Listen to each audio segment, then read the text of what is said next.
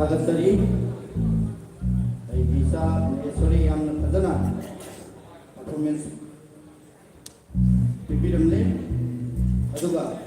matanggi, contestant number 2, Elangbang Hentoybi, Yangsin Belsi,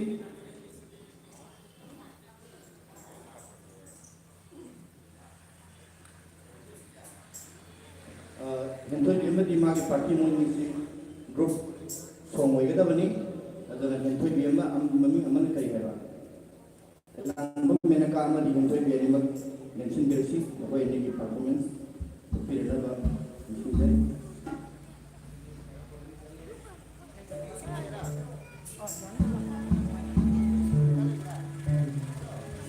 aduh gamatan tu lebih riba bagi orkestra singa Hongri apa kisah ini nomor di kol hari waktu dah jadi tak boleh terus.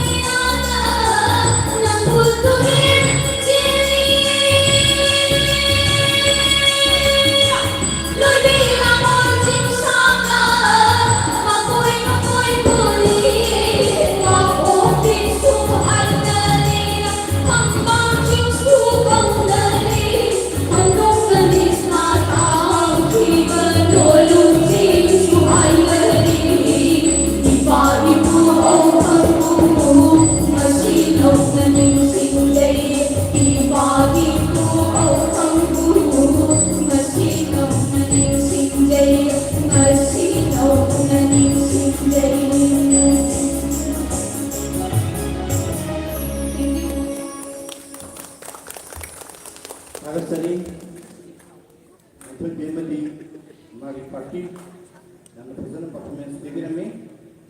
ꯃꯊꯪꯗ ꯑꯍꯨꯝꯁꯨꯕ contestant ꯑꯣꯏꯅ ꯀꯧꯈꯠꯆꯔꯤꯕꯤ ꯑꯜꯇꯤꯅꯥ ꯃꯌꯦꯡꯕꯝ ꯌꯦꯡꯁꯤꯟꯕꯤꯔꯛꯁꯤ ꯑꯜꯇꯤꯅꯥ ꯃꯌꯦꯡꯕꯝ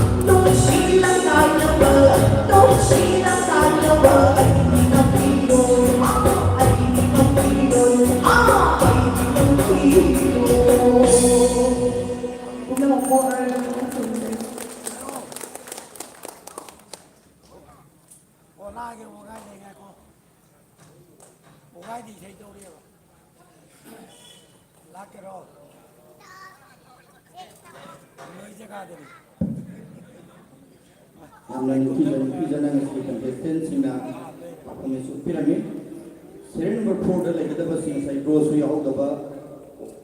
Okram Lansen Big Hyporamane at the Buma Masala Tribuna. Contestant number 5 Telebiriba Ilangam Rohit, Junction Building Mixing Jerry at the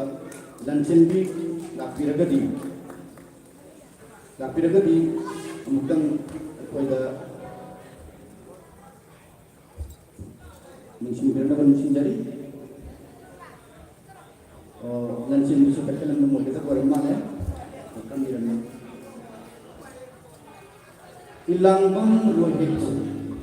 contestant number 5. Ilangbang Rohit.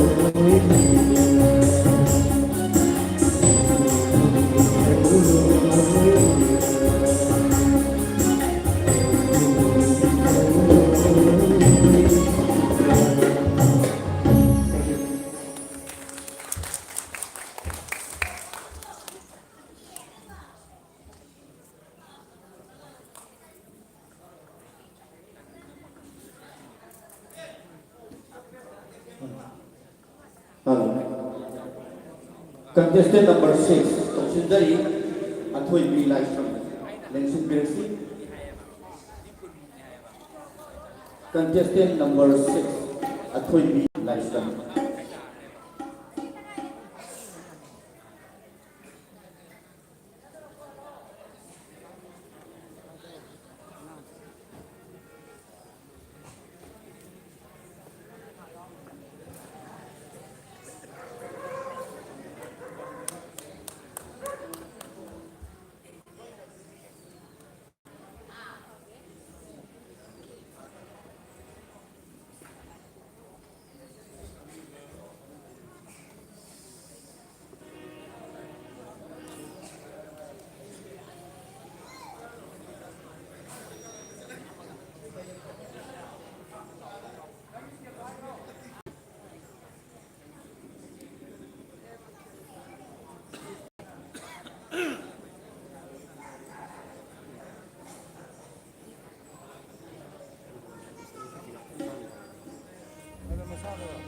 مساله المحايده استيان موي كندل حول من اهم ذا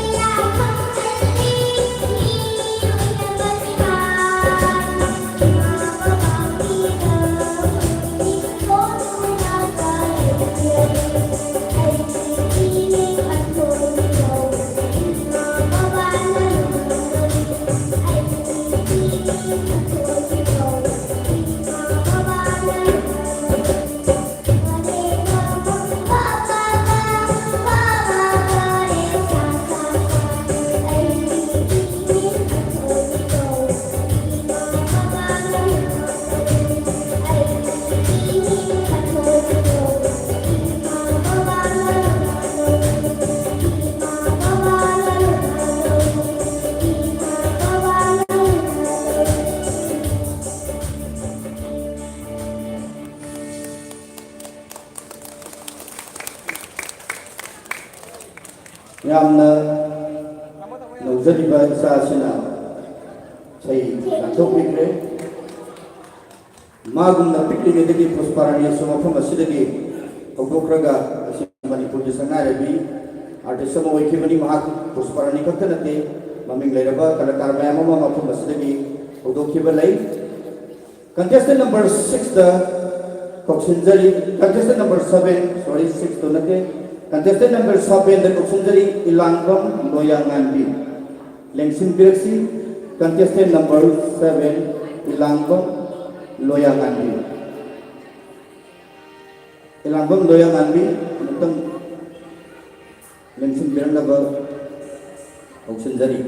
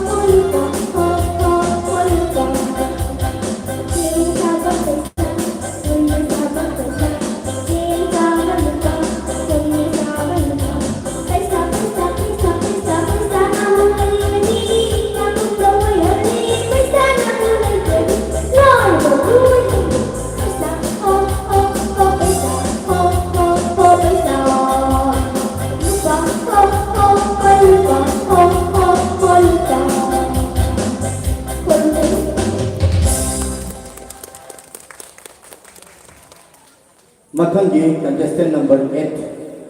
कोक्सिनजरी Huidrom Johnson अदुगा मथंगी contestant 9 number 9 सेम साबियो जोसेला हुइद्रोम सेम सारगा लेबियो हौजी कोक्सिनजरी बा contestant number 8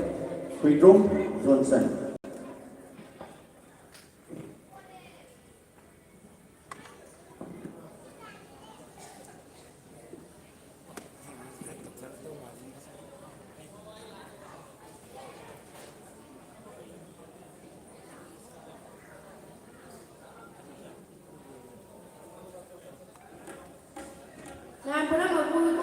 jadi.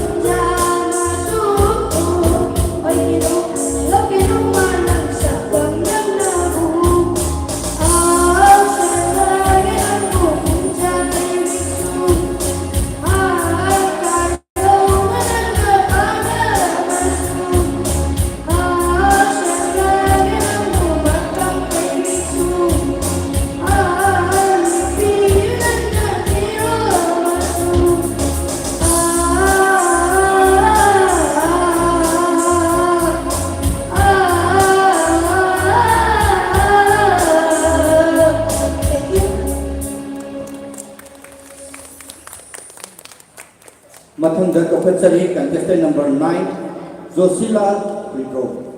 Lengsin Birsi, contestant number 9, Josila Withdraw.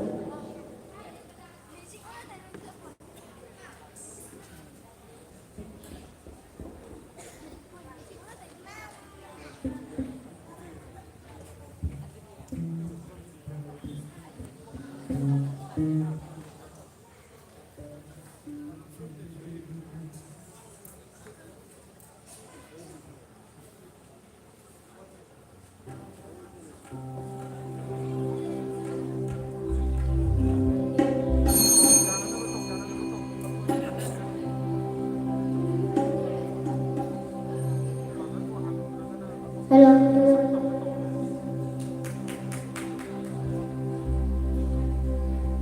Con thấy mẹ một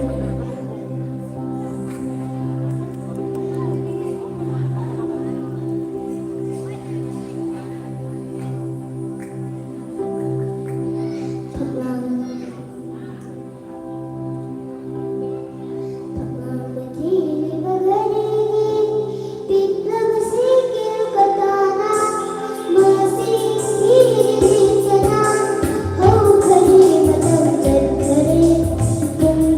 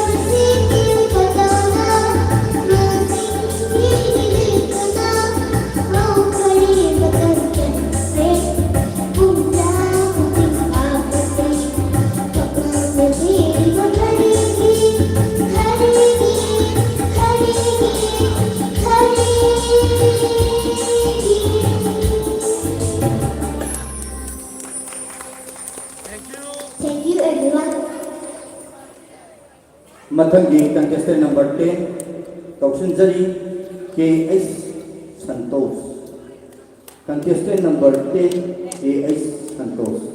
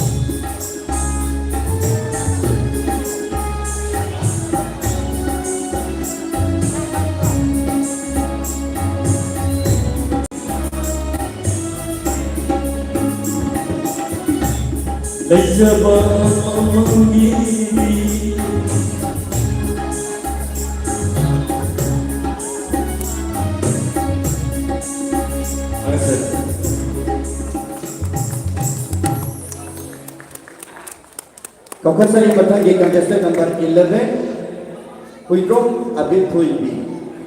Lengsin Birasi contestant number 11 Huidrong Abid Huibi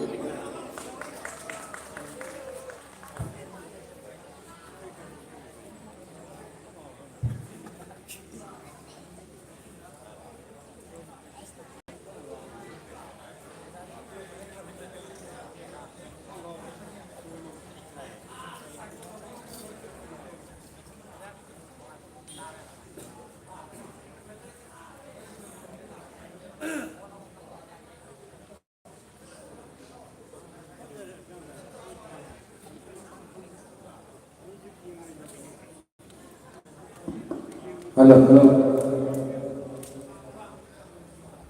मैं आप लोगों हमको इको खाना खाना चाहिए आई बताती थी अभी अब्बा और जाए बोल जाओ आई दिसे की तान कहावा sekian sisa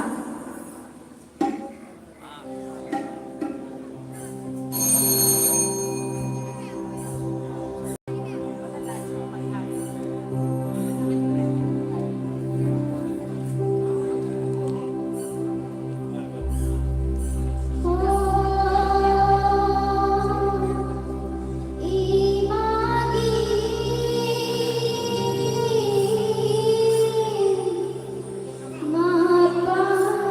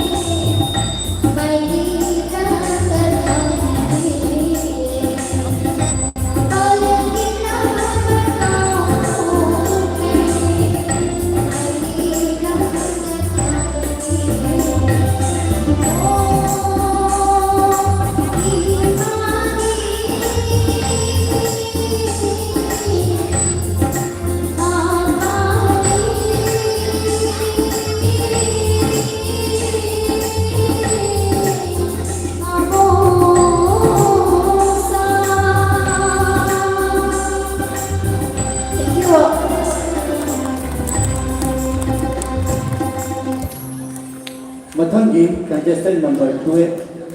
कौशनजरी कैसाम नोंपोंग आंगा सासिंग अमदी लेंगर के बकवाय कुदुमगी परफॉर्मेंस यामना निकी जना मयानी वक्तुकिरी थगत सरी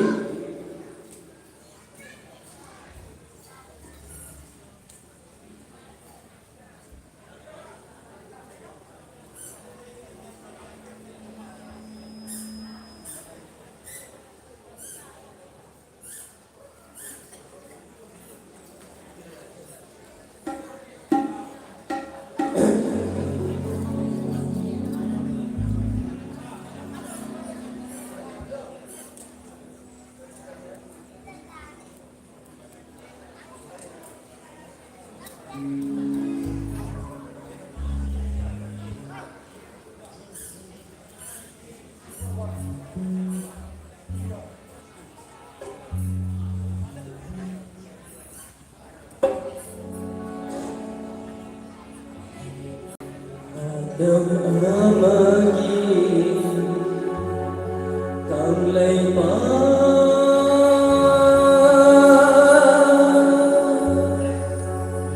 sáng kỳ cũng đã phai ôi đừng đi ôi hãy lại mây trở nắng huy lấy ngã bớt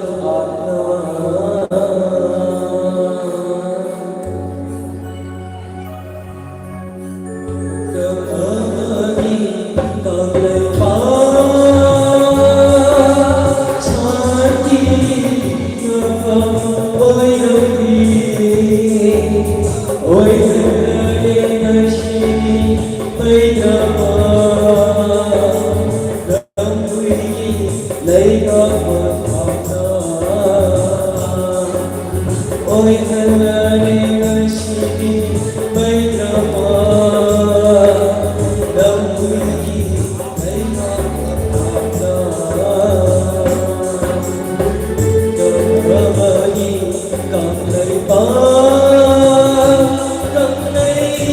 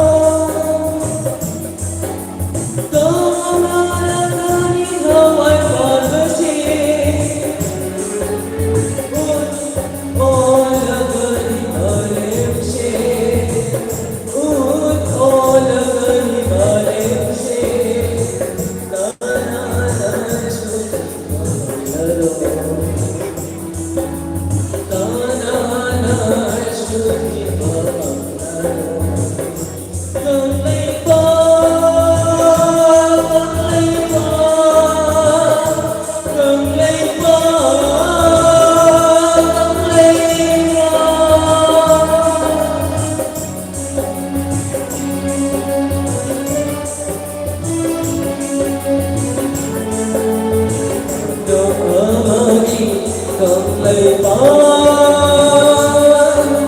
xa đi ôi đời ôi đời xin mấy năm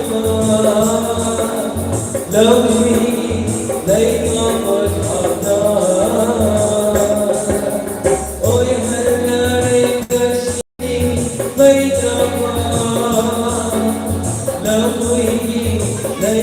một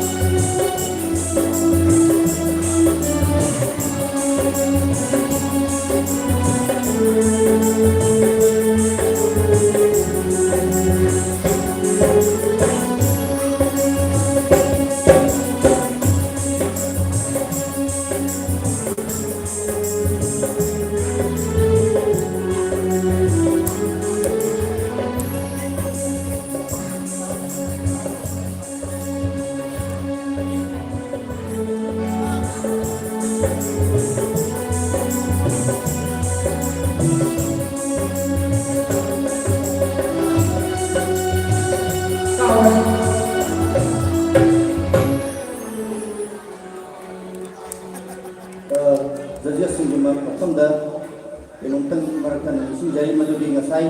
contestant number 4ꯗ ꯂꯩꯈꯤꯕ ꯂꯟꯆꯦꯟꯕꯤ ꯇꯈꯦꯂꯝꯕꯝ ꯑꯃꯗꯤ ꯑꯦꯂꯥꯡꯕꯝ ꯃꯥꯂꯦꯝ ꯊꯣꯏꯕꯤ ꯑꯅꯤ ꯑꯁꯤ ꯗ꯭ꯋꯦꯠ ꯆꯠꯀꯗꯕꯅꯤ ꯑꯗꯨ ꯀꯟꯇꯦꯁꯇꯦꯟ ꯅꯝꯕर 4 को नोट तौबीनबा जजेसकी मफमदा मथम मथम अदुम 13 दगे मखा चथजरके हौजिक कौकचगदोरिबसि लंचेनबी तखेलंबम अमदी एलांगम मालेम थोइबी मेंशन बिरक्सी ओक्रम नथे हंजी तखेलंबम ने note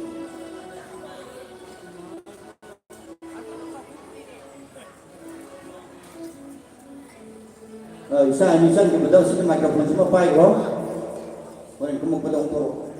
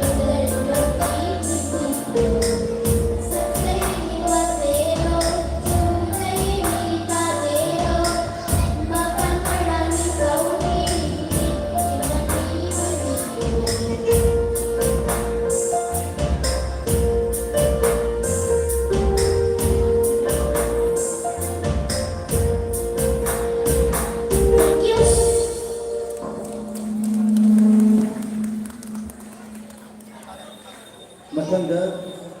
contestant number 13, MC Loji. Next contestant, MC Loji. Amukta ganda or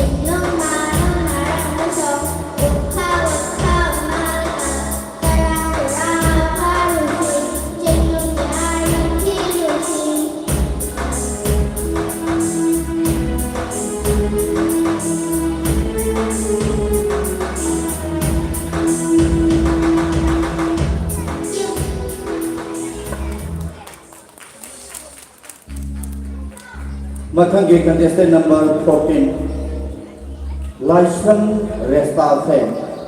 Lengsin Bersi, contestant number 14, Laishan Restafe.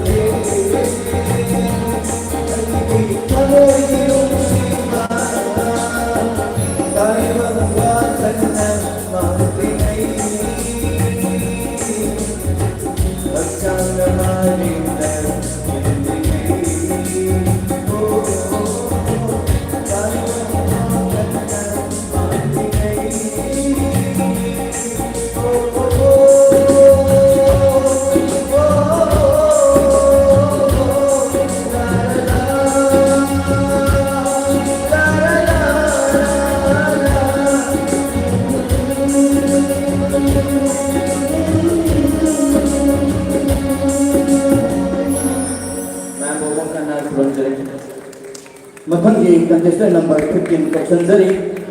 Thongaujam Rosila. Contestant number 15 Thongaujam Rosila. Koi dai ki membership program se makha yam laibanina dai ki membership su laga laibire maram baduna contestant singna taga tuna tun lensi drakabani sinjari mathangda Sarnia Yumdam Singh Sarga laibiu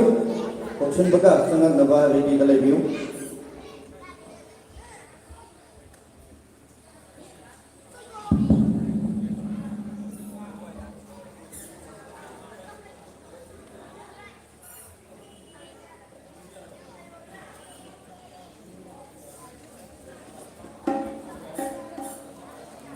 Halo Makeda, masih kondeba, mana nak boh, kawai membaca dan konseri,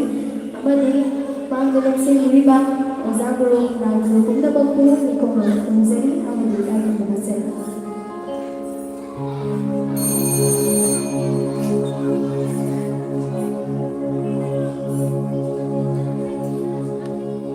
Nang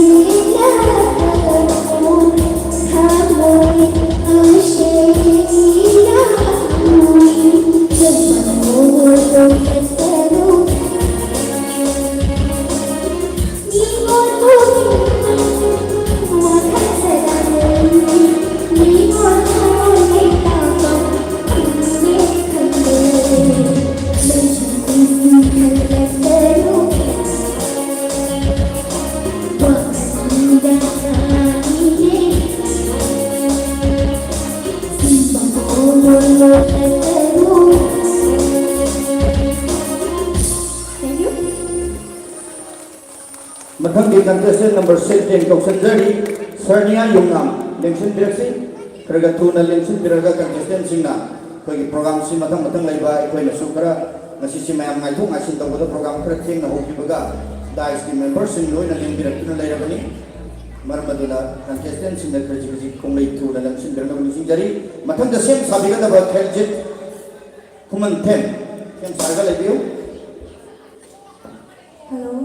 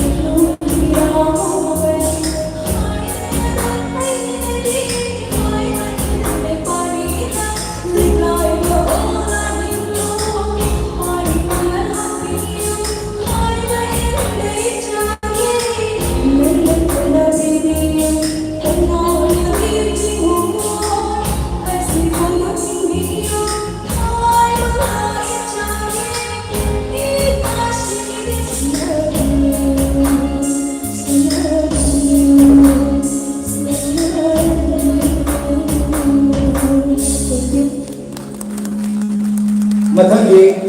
contestant number 17 Lengsen Birsi 22 ki manungda 17 yausilakle war suwana mayamnak amina se khoi ga program mathang chathajar ke contestant number 17 Kheljit Kumanteng Lengsen Birsi aduga mathangda I silki siam sarga lebiu matam si thengilakle maram maduna khuding magna pragatuna mention birna bani sinjari Howji Sinjari ba contestant number 17 Kheljit Kumanteng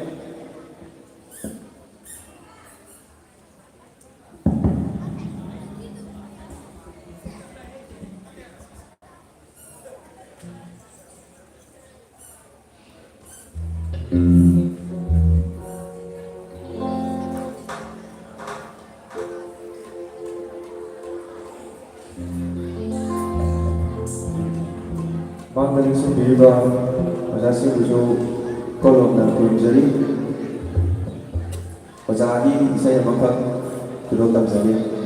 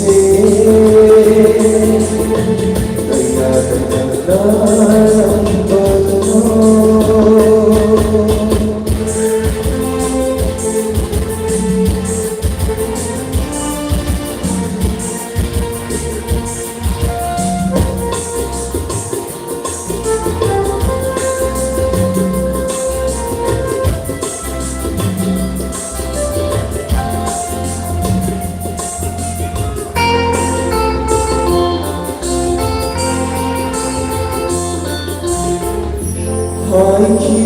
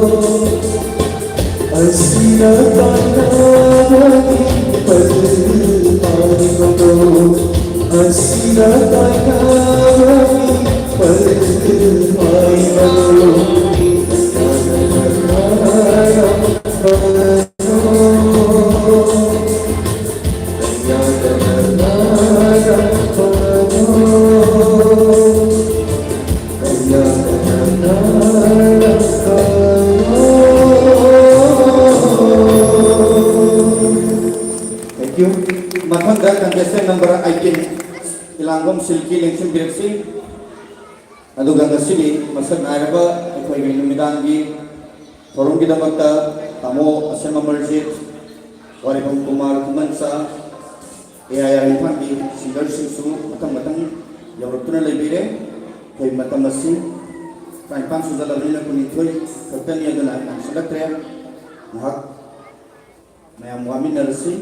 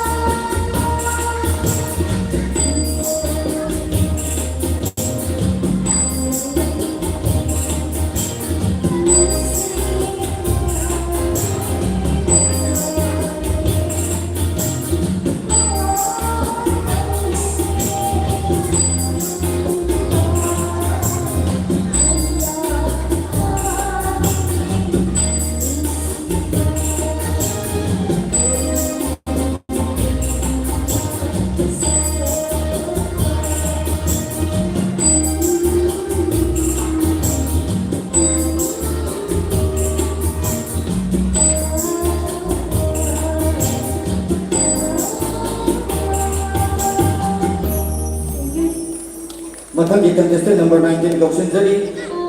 लोयांग नानबा वाहेंबम प्रथोना निसिंग बेंगनबा निसिंग जरी मथंगी contestant number 20 Mayengbam Shanta सुसेम सारगा लेबिनबा निसिंग जरी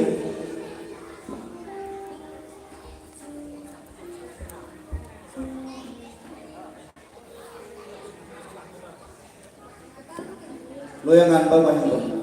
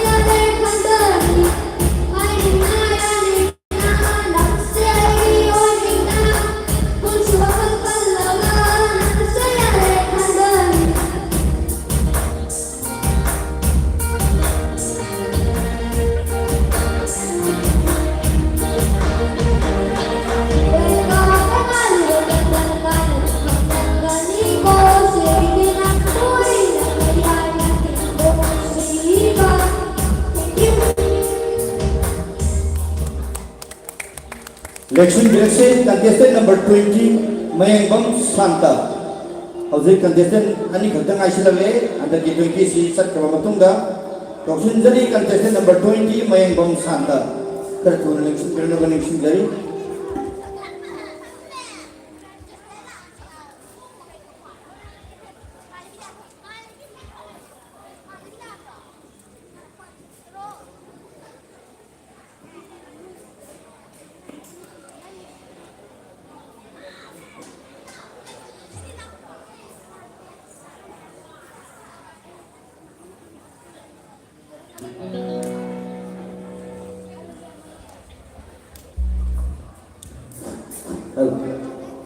दा लंदन से को कोई भी माय ये वो खाना centre constitution dari dari segi judges ne te bini ba kwai ku ku soina ko ko na pro jadi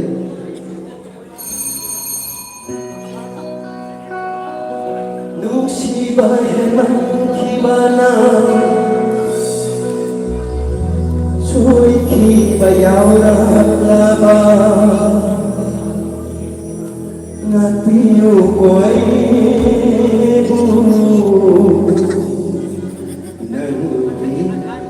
bu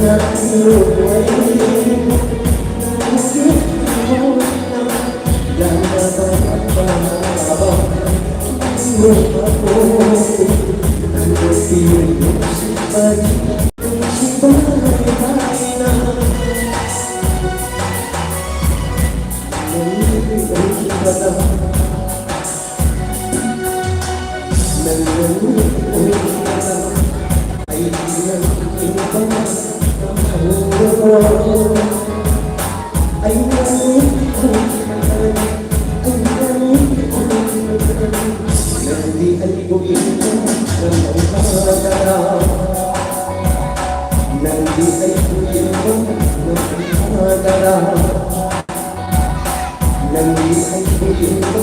yung mukha mo ama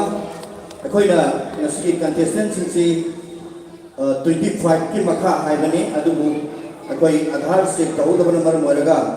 सही से अकोई कंटेस्टेंट सिंना मधु वारो बिरोय अकोई जुकर थुना सीजन लांच की बना मरम वरगा कंटेस्टेंट आधार से तौदबन मथम की कंटेस्टेंट तो बच्चरी कंटेस्टेंट नंबर 21 खुराइजम रवि सी मथम द कंटेस्टेंट अमा गक्तंग आइरे कैशाम अंजुबला सेम सारगल बियो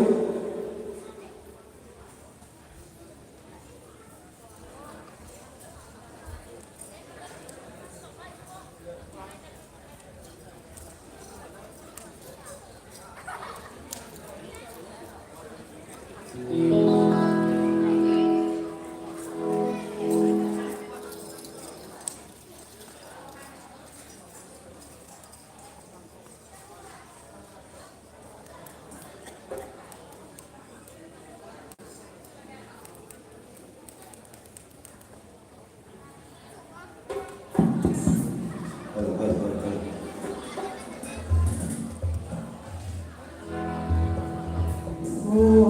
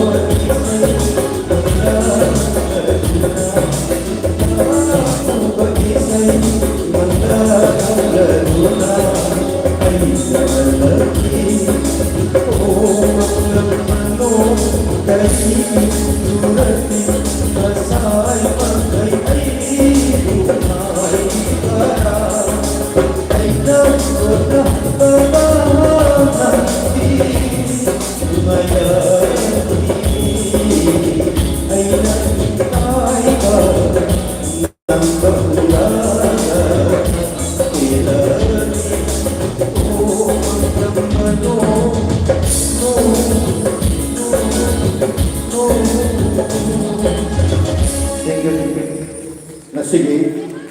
kunithoi suba contestant kaukhatsari hojik kauksanjaiba contestant 22 number asina nasigi contestant aroi bane kaisam anjubala karthuna linksing bernawa linksing jari ngan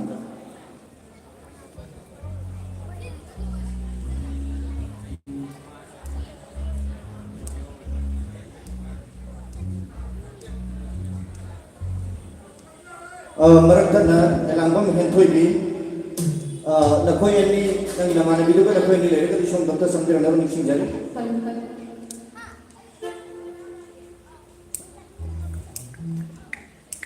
ꯑꯍꯥꯟꯕꯃꯛꯇꯗ ꯇꯤꯟꯕꯤꯔꯤꯕ ꯑꯣꯖꯥ ꯒꯨꯔꯨ ꯑꯃꯗꯤ ꯏꯁꯩ ꯁꯤꯕꯨ ꯌꯦꯡꯕ ꯂꯥꯛꯄꯤꯔꯤꯕ ꯇꯤꯟꯕꯤꯔꯤꯕ ꯃꯌꯥꯝꯁꯨ ꯏꯐꯣꯡꯅ ꯈꯨꯔꯨꯝꯖꯔꯤ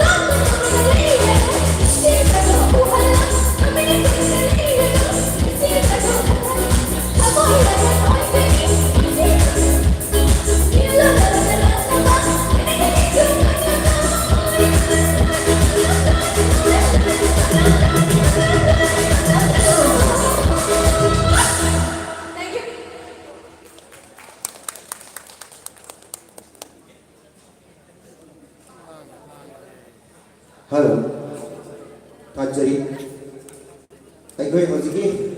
ꯂꯥꯁ ꯄꯥꯔꯇꯤꯁꯤꯄꯦꯟ ꯑꯩꯈꯣꯏꯗꯤ ꯀꯟꯇꯦꯁꯇꯦꯟ ꯅꯠꯇꯦ ꯄꯥꯔꯇꯤꯁꯤꯄꯦꯟꯅꯤ ꯍꯥꯏꯗꯤ ꯑꯩꯈꯣꯏ ꯍꯤꯗꯟ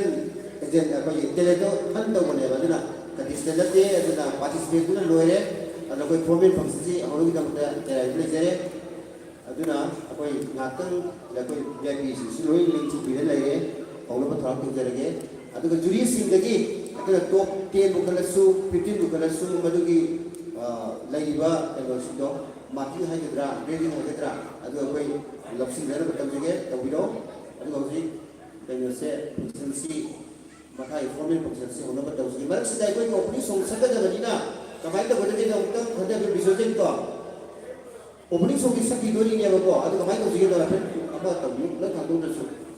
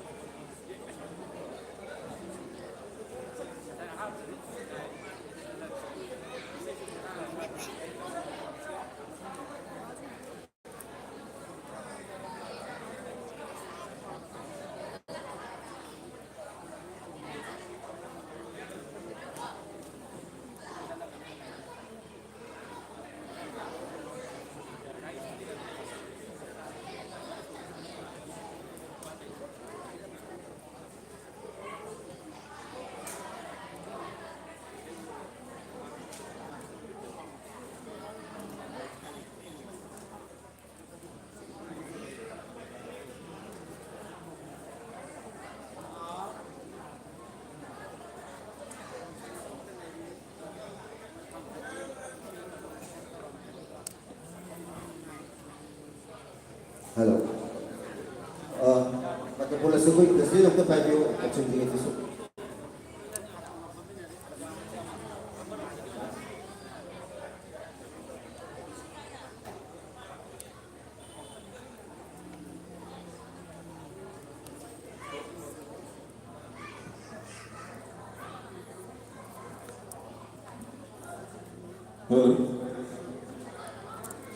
Nasigi,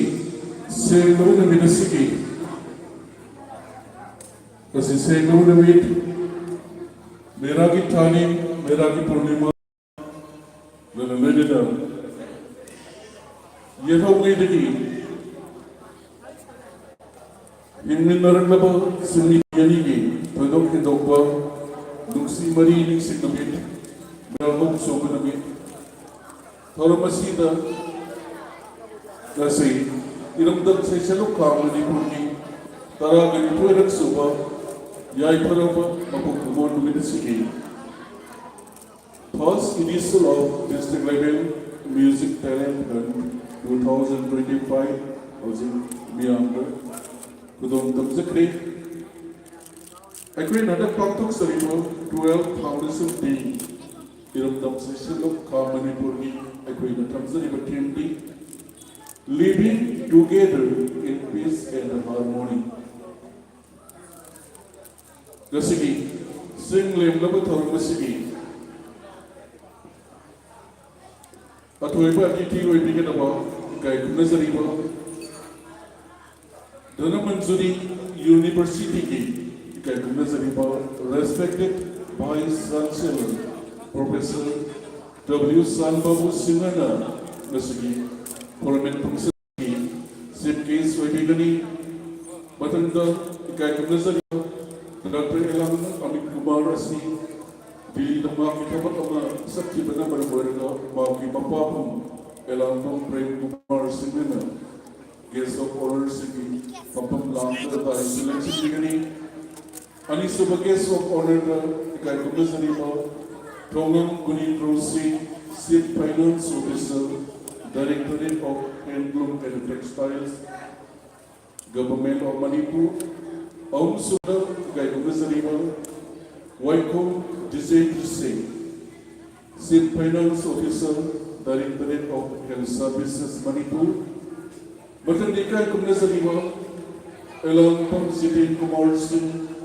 Founder Member, Millennium Institute of Sciences in Matandika Gumazariba, Dr. Elam Kiran Singh, Senior Medical Officer, Kak Singh, Matanda Kaikumazariba, main Tikay present meeting, Assistant Audit Officer, Accountant General, Office Manipur, Hai Bekai Kumazari Basinasina, Gaze of Honor from Lambda, Lexin Bigani, Aduganasi Toramasibu, Lupasi President, Sri Alam Siam Sundar Singhana, Preside the Wurni, Yaki Manunda, let's give Promen from Selasi, Auxiliary. Nasi Toramasida, Tedok and Dona, Maiti Pumbu, Malinda, Satka, Navana Bada, Naha Amawina, Asoba Toda, Mobiriba, Sri Lukram, Tampamani, All India Radio Party, and also Masohiliba, Sri Lukram Tampamanina, Bharat ki tamaan mafam sinda, concert kayada, Maiti Pumbu. Pung abadani taadana, tamaan patan, nakal sinda yayidana, Maiti Pumbu, Malini Piamda, Kinabahona Batanatana, Bisa Bharati University Dani, Doctor of Philosophy, Doctorate degree, Maiti Pumda Pambirakto Asibu. Iram Damasigi, Manipur Yueno, South Toxakina River, Asibu, Lukram Tapamanibu, Iram Damsisi Lukna, Kai Nazabagalena, Oxagani, Lolena, Tamzari Bakanta program Sigimanunda, Bringaki Matunda, Kai Nazari Basina, Dice the Lexan Bira Matunda, Saiseto Kasigi, Saiseto Sinda, Sayo Nisai, Sapigani, Basigi Matunda, Lupasigi Kai Nazari, General Secretary, Elangum Surendrazi, Lolena, Amikoxin District Isu, Kai Nazari, General Secretary Wimini Basina, Lindira Kwai Mayamu, Harau Tayamna, Oksa Marvalamani, keynote address, Kambigani, Batanda, Lindira, Kai Nazari Kwai Mayamu, Electric, Inventis in the space, Tamzani, Batanda, Gaze of Honor, Pumalang, the election Vidiba, Kai Nazari Basindagi, Gaze of Honor, Yuaro, Batanda, Kai Nazari, Simkeski, Waru, Batanda. Specified the President, Matunda, like Berkeley Pai Miambu, Tabakwai, Tamzarabo Matunda, Numidangi, Program the Numayaba, Sinamai Thorum Sing Tamzari, Lasigi, Sinamai Thoramasita, Ikai Nazariba, Miana, Todo Hinduna, Sibiliba, All India Radio Impalgi, Sisakpa, Siri Asim, Amarjit, Lendana.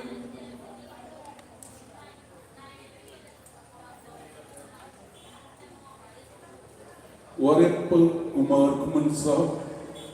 Haiba, Kakinazariba, Kesartisa, Kaniasina, Yami, Seva from beginning, when Lena, Amikoxin district key, State Ketada, base of Amikta, second position, Lorokraba, Amadi third position, Lorokraba, Amikoxin district key, Basin Tupuniba, 6% dari pasar-pasar baru saya presentation betul madam kedua tapi kali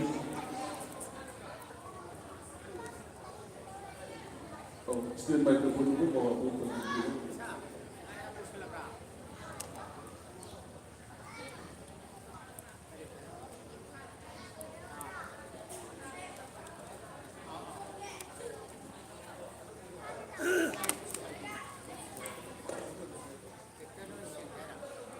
Nasiki, Pormen Pansalasibu, Kanata Wiranaba, Agimaru, Laviram Nurse Secondary, Katunazariba, Lecturer, Masamak, Nobilisa Masoiviriba, Saji Gilebak Tahaiba, Nobel to the Tuanba, Saitaki, Awards in Pumpikraba, Sa Komiku, Asimi. Makata apa program si kadang tu bila lepas mai kasi sudah jadi.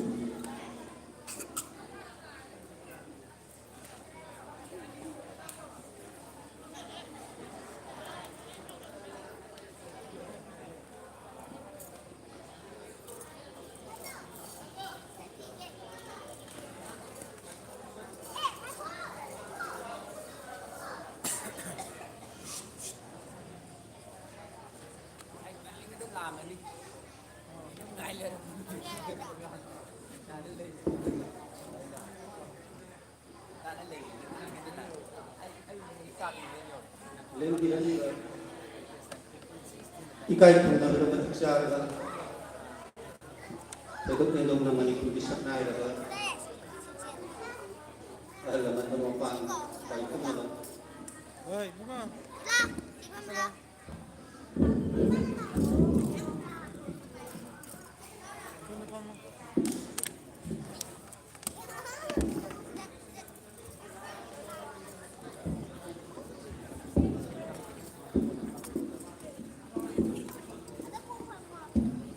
loinana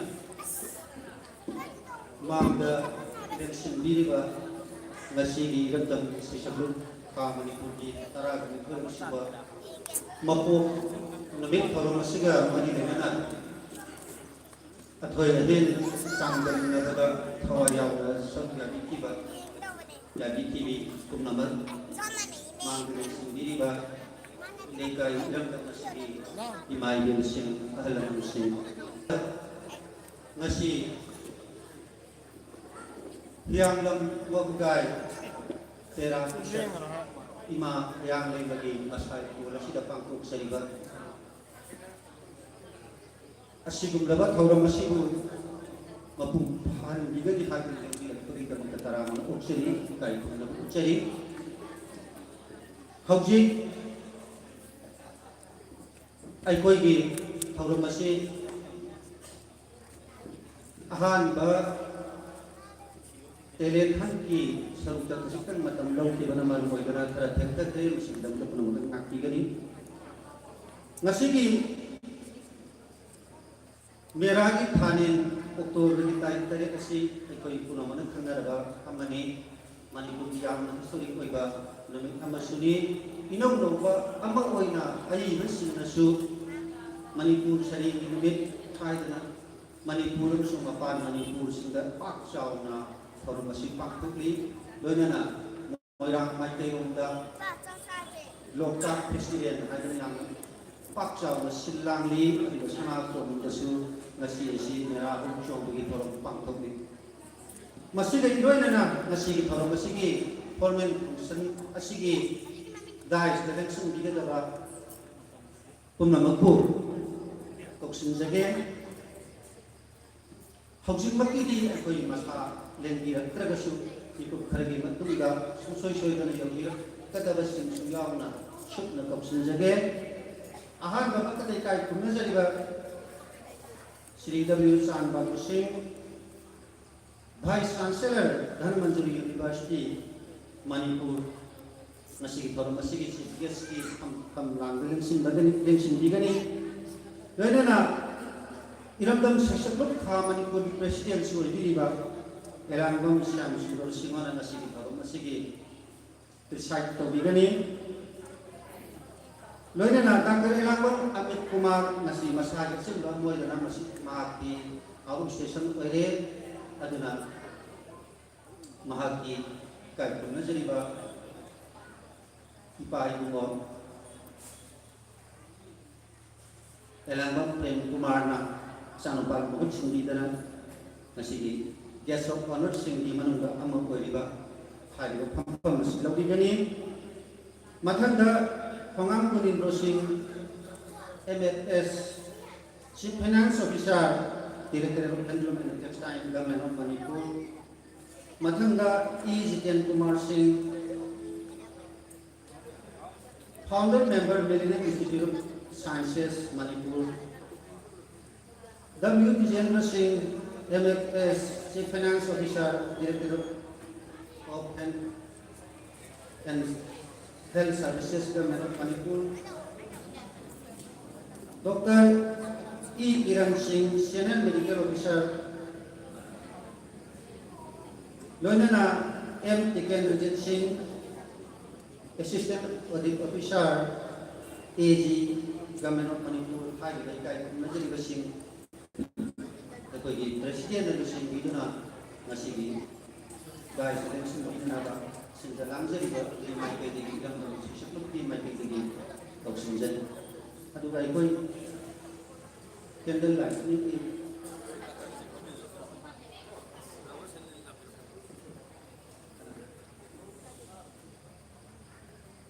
मसीगे लोइनना अखोगी invite तौबदा लेंबिरक्पा अदुगा अखोना थोइदोक हेंदोना इकाई खुंजजरिबा इसाई लमदा कथोकपा अमगा लोइनना हौरक्रिबा इचासिंगु ताकपी तंबिरक्रिबा इशुसिंगु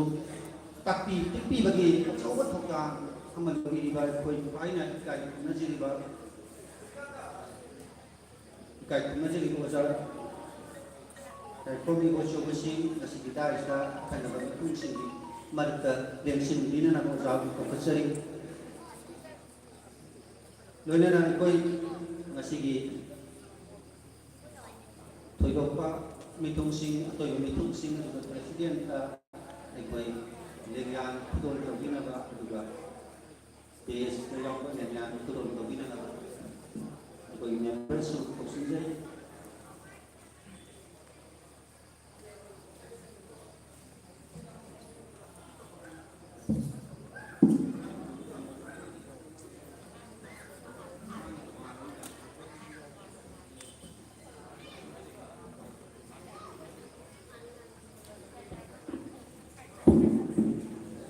अखोगी काई खुंजजरिबा मेंबरसिंगना base कलोइनबा लेंगान कुतुम तौबिरनबा हंगचरी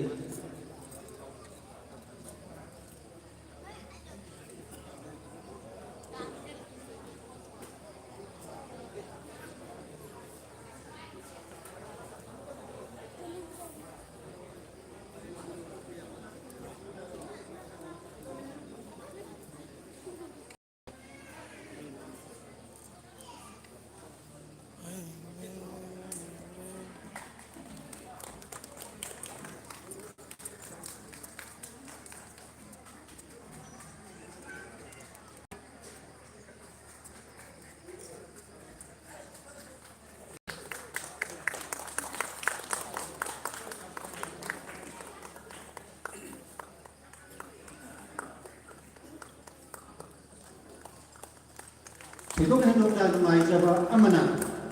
ngasigi iramdam seshatuk kha Manipur chahi khudingi pangthok jarabada marakta corona amadi leibaki irang maram oidana mamang bi sahi ani hum let duraba du mamang ka pangthok jartiba matamda aikoina maitai asomda thidok hendokna kala gilamda sakhan laba niyoisin khangkat jaduna kai khumna bu uchabagi thoram adugi saruk ama oina Maitai Pung Haiba thesis asida hiram masista ako doctorate degree bibirakha yang awam lekai degi ikai punajari basini tampha mani gram da hiram dam sisaktuk di maitai degi ikai punaba ucca bagi thoram mas amasi ako ingasi yau sinjari sinjaba stu yau jari kai punajari ba stu ko ni samsam ko ye ama juga soal mengenai subtaksi amal betul betul jadi masih busuk taram na lawin na ba yang sinjari hauji aku ini presiden na lusin biduran kasih mayra asih seperti na ba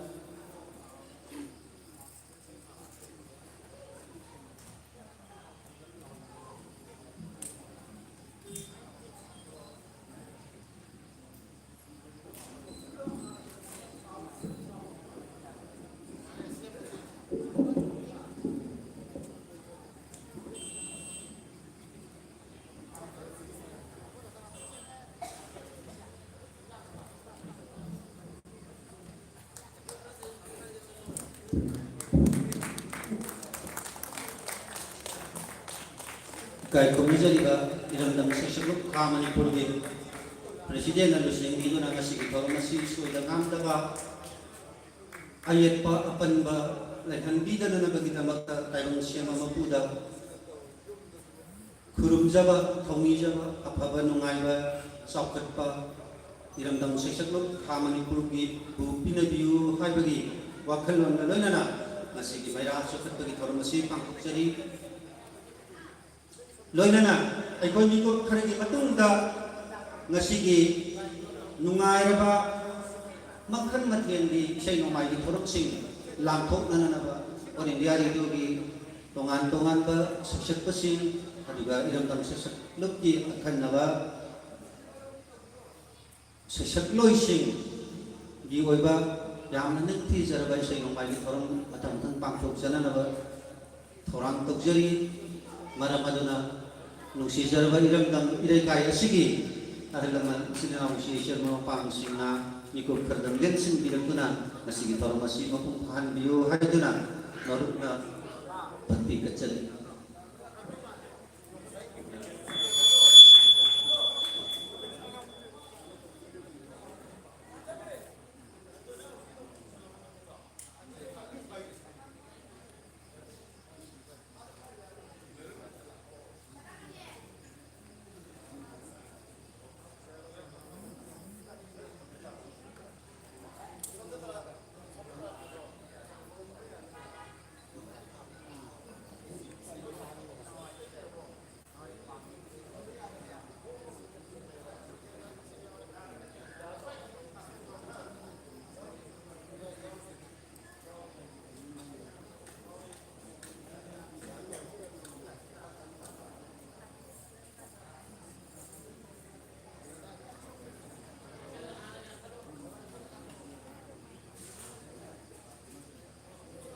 Mayra seperti thorong masih hek loi baga koi dan kai kumnaba ucca gadoriba siri lukram tamphamani singu pakacari siri lukram tamphamani singi samlappa punsiwari patukjari lengkat pirakari kai kumnajari ba oleh diari diogi hoji hoji miyam pai di pamnari ba announcer singi manungga ama ini ga kenal jumo lukram tamphamani Sri Dr. Lukram tamphamani sing ing kumja sing samapan kumputara mapan April ditang taraga mga sasing hadi taraga matpini pangge dekada silim sa kasing yang awang lekkaida Sri Lukram nukton sinho amadi Lukram umbi taurani ni yuni macam pa halu tayo tongkar angang ini kita haura pun saya jago pamjar tubuh kalau hilang tertawai yang siapa mahati pengnapam nam yang wabgai na ino amadi happy kalau hilang terpun saya jago akan akong ayat lain jantrasi kara atum sok lagi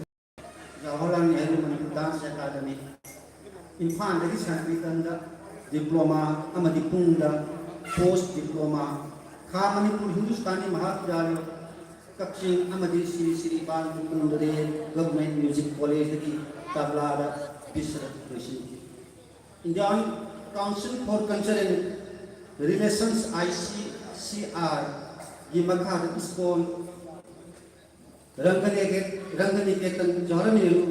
Manipur Dance Academy Amadi Atapa Government Amadi Private Organization Singi artis among ina Amerika, Asia, amadi Europe, kitongan ba lebak sing satu na Manipur, amadi Bharat kitna, amadi Sanskriti sing udu bagi kudung sawa pangkre sa lurit. Manipur University dari MA patung da West Bengal di Santiniketan da Laiba Biswa Bharati University dari Dance and Music da PhD Krishniti. Hauji All India Radio Impal the General Announcer among Mian di Tauna Mark Pamjaba Simpam Pung Isai Dasu Mia di Taujari. Bharati Fajri Nira classical dance form with Manipur Ras di Pamporiba Pungna traditional instrument ama oina atuma playo classical instrument ama lain na bukana sa pagi mai pak han không thang không có Manipuri mitai pung di kuai dan han hang ko bina mitai pung na Manipuri wang the classical instrument ama ko solo performance iki Ministry of Culture ka mewa India ki makada Sangeet Natak Academy ni December ahum kumjalising ani ga kunmari ing de December mga disingani kunmari ing awani di amadi Guwahati da simba Surungas Han Kain Tuan ba music and festival da sila tampaman ni singana mitai kung gidung da yawi ba tongan mabakun sing tutok no piki rupung amadian sa ba performance ati da mitai kung classical instrument ꯑꯣꯏꯅ ꯁꯛ ꯇꯥꯛꯅꯕ ꯍꯣꯠꯅꯈꯤ ꯑꯃꯗꯤ ꯃꯥꯏ ꯄꯥꯛꯈꯤ ꯍꯧꯖꯤꯛ ꯍꯧꯖꯤꯛ ꯂꯝ ꯑꯁꯤꯗ ꯃꯈꯥ ꯇꯥꯅ ꯍꯣꯠꯅꯔꯤ ꯍꯧꯖꯤꯛ ꯑꯩꯈꯣꯏꯅ ꯏꯀꯥꯏ ꯈꯨꯝꯅꯖꯔꯤꯕ ꯁꯤꯔꯤ ꯂꯨꯀ꯭ꯔꯥꯝ ꯇꯝꯐꯥꯃꯅꯤ ꯁꯤꯡꯍꯒꯤ ꯃꯐꯝꯗ ꯈꯨꯗꯣꯜ ꯇꯝꯖꯒꯗꯧꯔꯤꯕꯁꯤ ꯀꯣꯌꯦꯠ ꯑꯃꯒ ꯁꯛꯇꯥꯛ ꯆꯦꯔꯣꯜ ꯑꯃꯒ ꯑꯗꯨꯒ ꯁ꯭ꯋꯥꯟ ꯑꯃꯒꯅꯤ ꯑꯍꯥꯟꯕꯗ ꯑꯩꯈꯣꯏ ꯉꯁꯤꯒꯤ ꯄ꯭ꯔꯦꯁꯤꯗꯦꯟꯅ ꯀꯣꯌꯦꯠ ꯑꯁꯤ ꯊꯣꯟꯕꯤꯒꯅꯤ ꯂꯣꯏꯅꯅ ꯏꯀꯥꯏ ꯈꯨꯝꯅꯖꯔꯤꯕ ꯁꯤ ꯗꯕ꯭ꯂꯤꯎ ꯗꯤꯖꯦꯟꯗ꯭ꯔ ꯁꯤꯡ MS ꯑꯩꯈꯣꯏꯒꯤ ꯁꯥꯏꯇꯦꯁꯟ ꯄꯤꯕꯤꯒꯅꯤ ꯑꯗꯨꯒ doctor E Kiran Singh senior medical officer ꯀꯛꯆꯤꯡꯅ ꯁ꯭ꯋꯥꯟ ꯌꯥꯟꯕꯤꯒꯅꯤ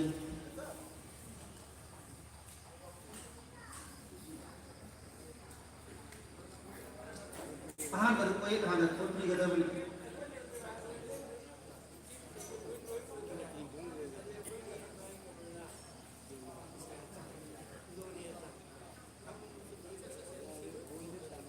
ngapigani Dr. I Kiran Singhana Swan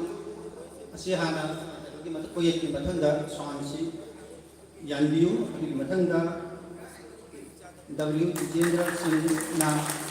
akoi citation ki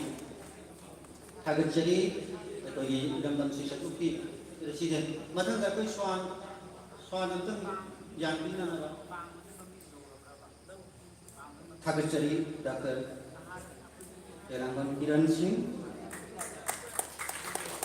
ngasigi citation da iriba orang karadan citation si lantok pitri di mamangda miyamda kangan jage iramdam sesaklo isaylo yang lam lai pangamba ka Manipur Kaching 795106 taram ukjaba Dr. Lukram Tamfamani Singh Pungiba Sri Lukram Tamfamani Singh na UNESCO gi Intangible culture and heritage on the Sakanga Manipur North Sankriton Pung Say Amsung Solom Demjaningai West Bengal Biswabharati University Santinikel Tandagi PhD degree Tanglapa Amadi Manipur State Kala Academy and Talent Award Tanglapuna Jam Loga Amsung Manipur artist in the Saktuk Janingai Mai Pura Iramdam Sisakuk Ha Manipuna Mahaki Muhut Sinjad, Kunamuki Muhut Sinjaduna, Kai, Nazarena, Taram, Oxeri, Sahi, Elangon Shamsundar President, Elangon Sugan Secretary, Iran Sixalu, Kamanpur, October Tarek, Kumzar Sinai Kumam, Tagachet, the guy Kumazari by Taram, Oxeri, I go in now, Mosu, going a city from something, we could cut the next in dinner. Housekeeping, Tarumki Maka, Chataja, Oina, Ekoi Tarumasibu, Asoiba Aramba, Yavan Bidan and Bagilamata Ekoi Idam Dambu, Sekajaba, Atu, say Amatan, I don't know to give up to Jigay.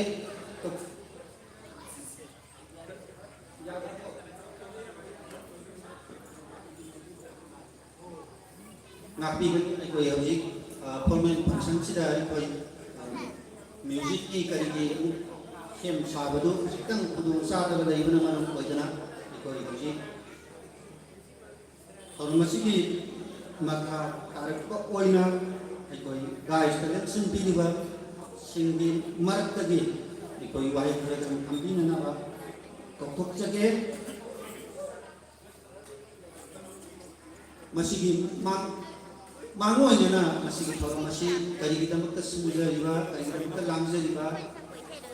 Hai batugi ang pawarwan welcome address amadi ibina na kita magta. Sri Elangon Singh General Secretary Iramdam Section Group Kaman Kapsunjani.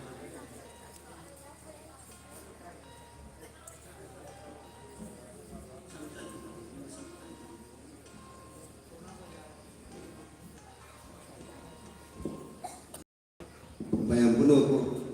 ikut from Jerry. Ngasigi yai berapa tiram dalam section Manipur. Adigum ba isagi ꯅꯣꯡꯃꯥꯏꯒꯤ ꯑꯗꯨꯒꯨꯝꯕ ꯊꯧꯔꯝ ꯑꯁꯤꯒꯤ ꯇꯔꯥꯒ ꯁꯨꯕ foundation ꯗꯦ ꯂꯣꯏꯅꯅ ꯑꯩꯈꯣꯏꯒꯤ talent ꯍꯟꯠꯀꯤ ꯑꯥꯔꯃꯤꯒꯤ ꯊꯧꯔꯝ ꯑꯁꯤꯗ ꯗꯥꯏꯠ ꯅꯤꯡꯁꯤꯡꯕꯤꯔꯤꯕ ꯃꯤꯑꯣꯏ ꯍꯪꯒꯠꯆꯔꯕꯗ ꯍꯧꯖꯤꯛꯃꯛꯇꯤ ꯂꯦꯡꯕꯤꯔꯛꯇ꯭ꯔꯤꯕ professor W. Chandrababu Singh respected vice chancellor DM university Manipur ꯑꯗꯨꯒ ꯉꯁꯤ ꯊꯧꯔꯝ ꯑꯁꯤꯕꯨ ꯍꯧꯕ ꯐꯥꯎꯕ ꯉꯁꯥꯏ ꯇꯧꯕꯤꯔꯤꯕ ꯁꯥꯟꯇꯤꯅꯔꯁꯤꯡ ꯄ꯭ꯔꯁꯤꯗꯦꯟꯠ ꯏꯁꯩ ꯃꯅꯤꯄꯨꯔ ꯑꯗꯨꯒ ꯂꯣꯏꯅꯅ ꯃꯊꯪꯗ ꯗꯥꯛꯇꯔ ꯑꯃꯤꯠ ꯀꯨꯃꯥꯔ ꯄ꯭ꯔꯣꯚꯥꯏꯗꯔ ꯑꯦꯟꯇꯔꯄ꯭ꯔꯥꯏꯖꯦꯁ ꯃꯅꯤꯄꯨꯔ ꯍꯧꯖꯤꯛ ꯗꯦꯜꯂꯤꯗ ꯃꯍꯥꯛ ꯌꯥꯝꯅ ꯑꯣꯏꯕ ꯊꯕꯛ ꯑꯃ ꯆꯠꯈꯤꯕꯗꯒꯤ ꯃꯄꯥꯏꯕꯨ ꯂꯨꯞꯁꯤꯟꯕꯤ ꯃꯄꯥꯏꯕꯨ ꯀꯨꯃꯥꯔ ꯁꯤꯡ ꯃꯊꯪꯗ ꯍꯧꯖꯤꯛꯃꯛꯀꯤ ꯌꯧꯕꯤꯔꯛꯂꯤꯕ ꯇꯤꯌꯥꯁ Singh Manipur finance service chief finance officer director and textiles Manipur ꯑꯗꯨꯒ ꯃꯊꯪꯗ Waikhom Dejendra Singh Manipur finance service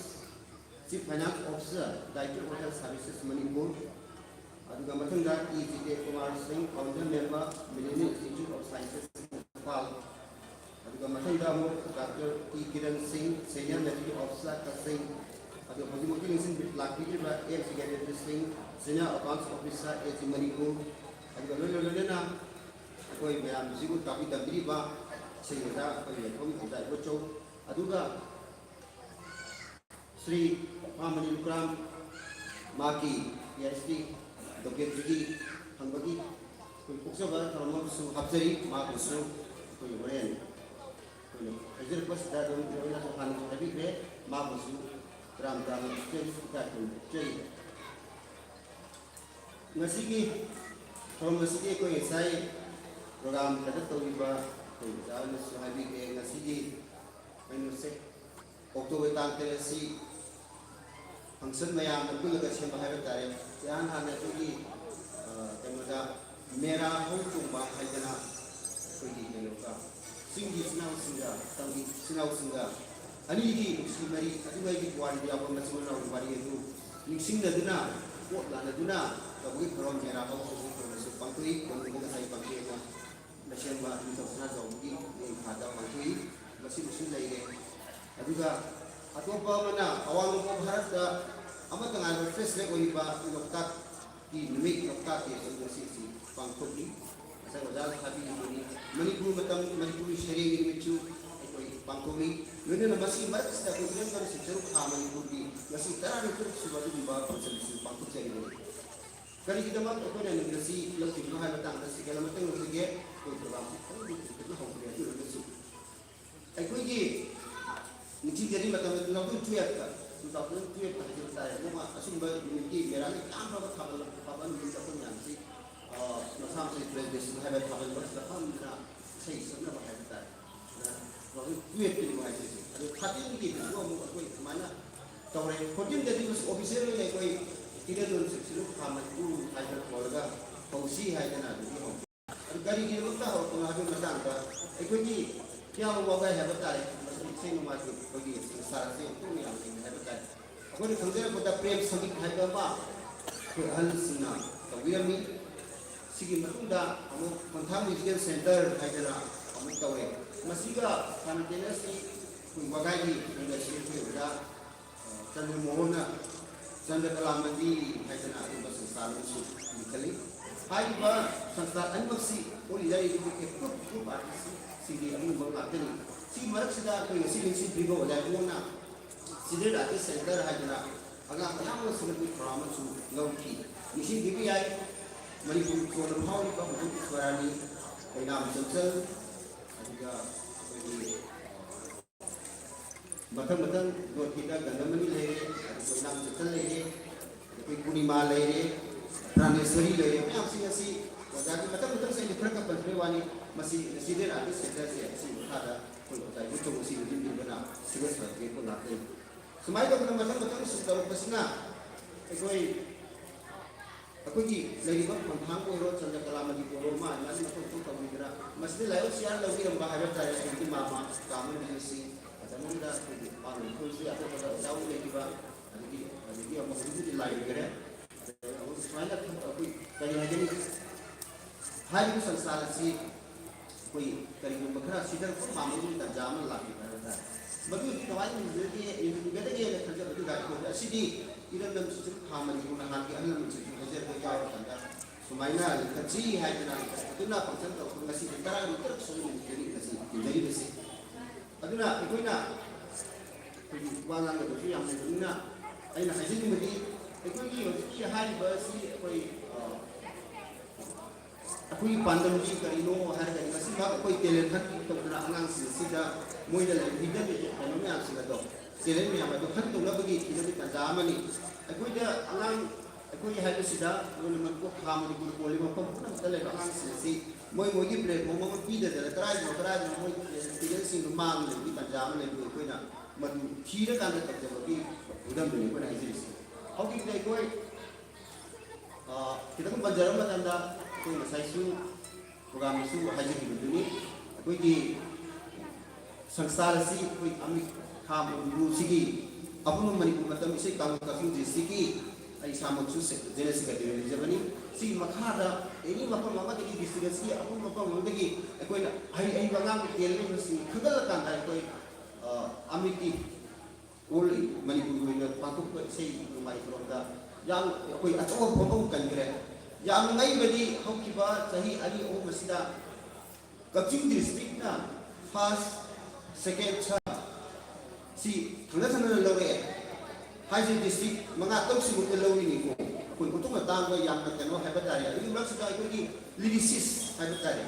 with the Hadiba Amata Supinari Kari Kasin Manu so fast and loving हाँ हम लोग यहाँ पे लास्ट में भी चुके अब मैं तो मैं कोई सी कोई ना होने तो वजह है बता रहे मैं आम मामा कोई मनासी सिमन सी फगे है बता रहे मसीह कोई ना मसीह कि मसीह वक्त में मुझे मसीह अंगांग सही सके मसीह मुझे पता नहीं संकी से कोई याव रहे मुझे कोई कोई ना लंबी में पेड़ का ना कोई लंबी में फाला का ना कोई कराज में तो वो प्लेट में मुझे पीने लोग इतना ज़्यादा नहीं ना लग्जरी में से मसीह की परिस का सदस्य पड़ी अब कोई प्लानिंग से है कि वाट को मान रहा है जो आई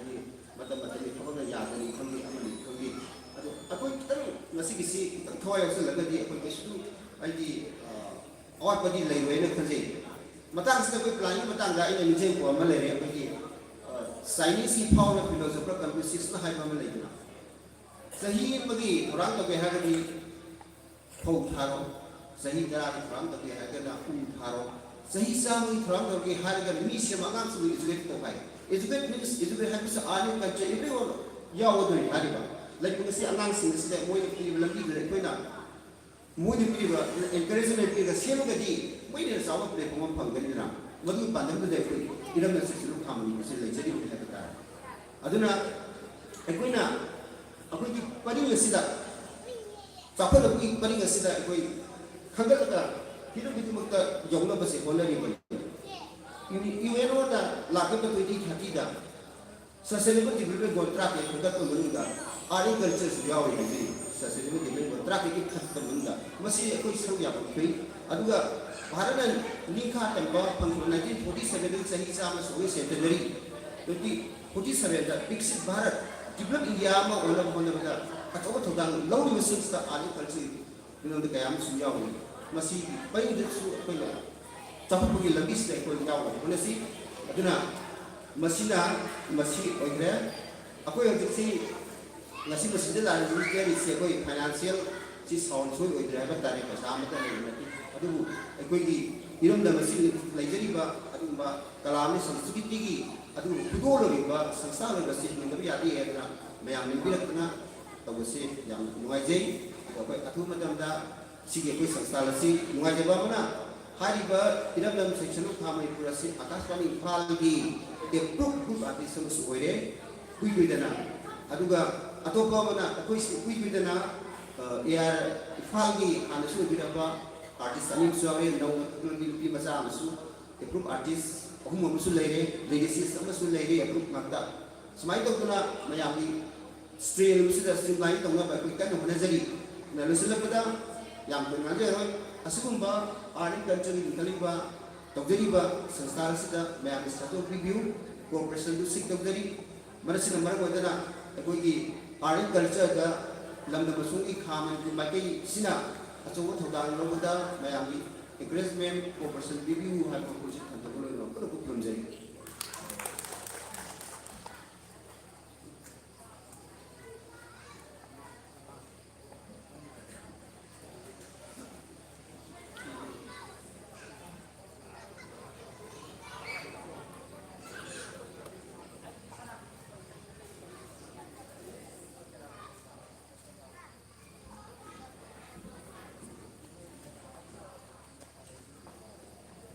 इशैलो हाइब खंगजबा इरमदम सेक्शनलोकी जनरल सेक्रेटरी थौगुबीदुना अवाब कया मायुनबिरिबा इकाय खुंगजरिबा एलांबम Surendra सिंहना ngasi ngarang amasung tayenggi oiba iramdam seksabuk ka manipurna lam masida sangsin zarakriba pongjang asili maramda kajitang nya manggatang gipre maka tarak pasidi koi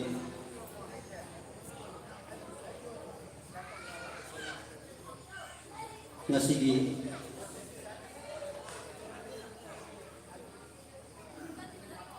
Guest of honor di Kampam Langga dan sendiri bersih di Marakta di Dr. Elambam Kiran Singh Forum Masjid Madinana Wapang Kampiran apa Oksigen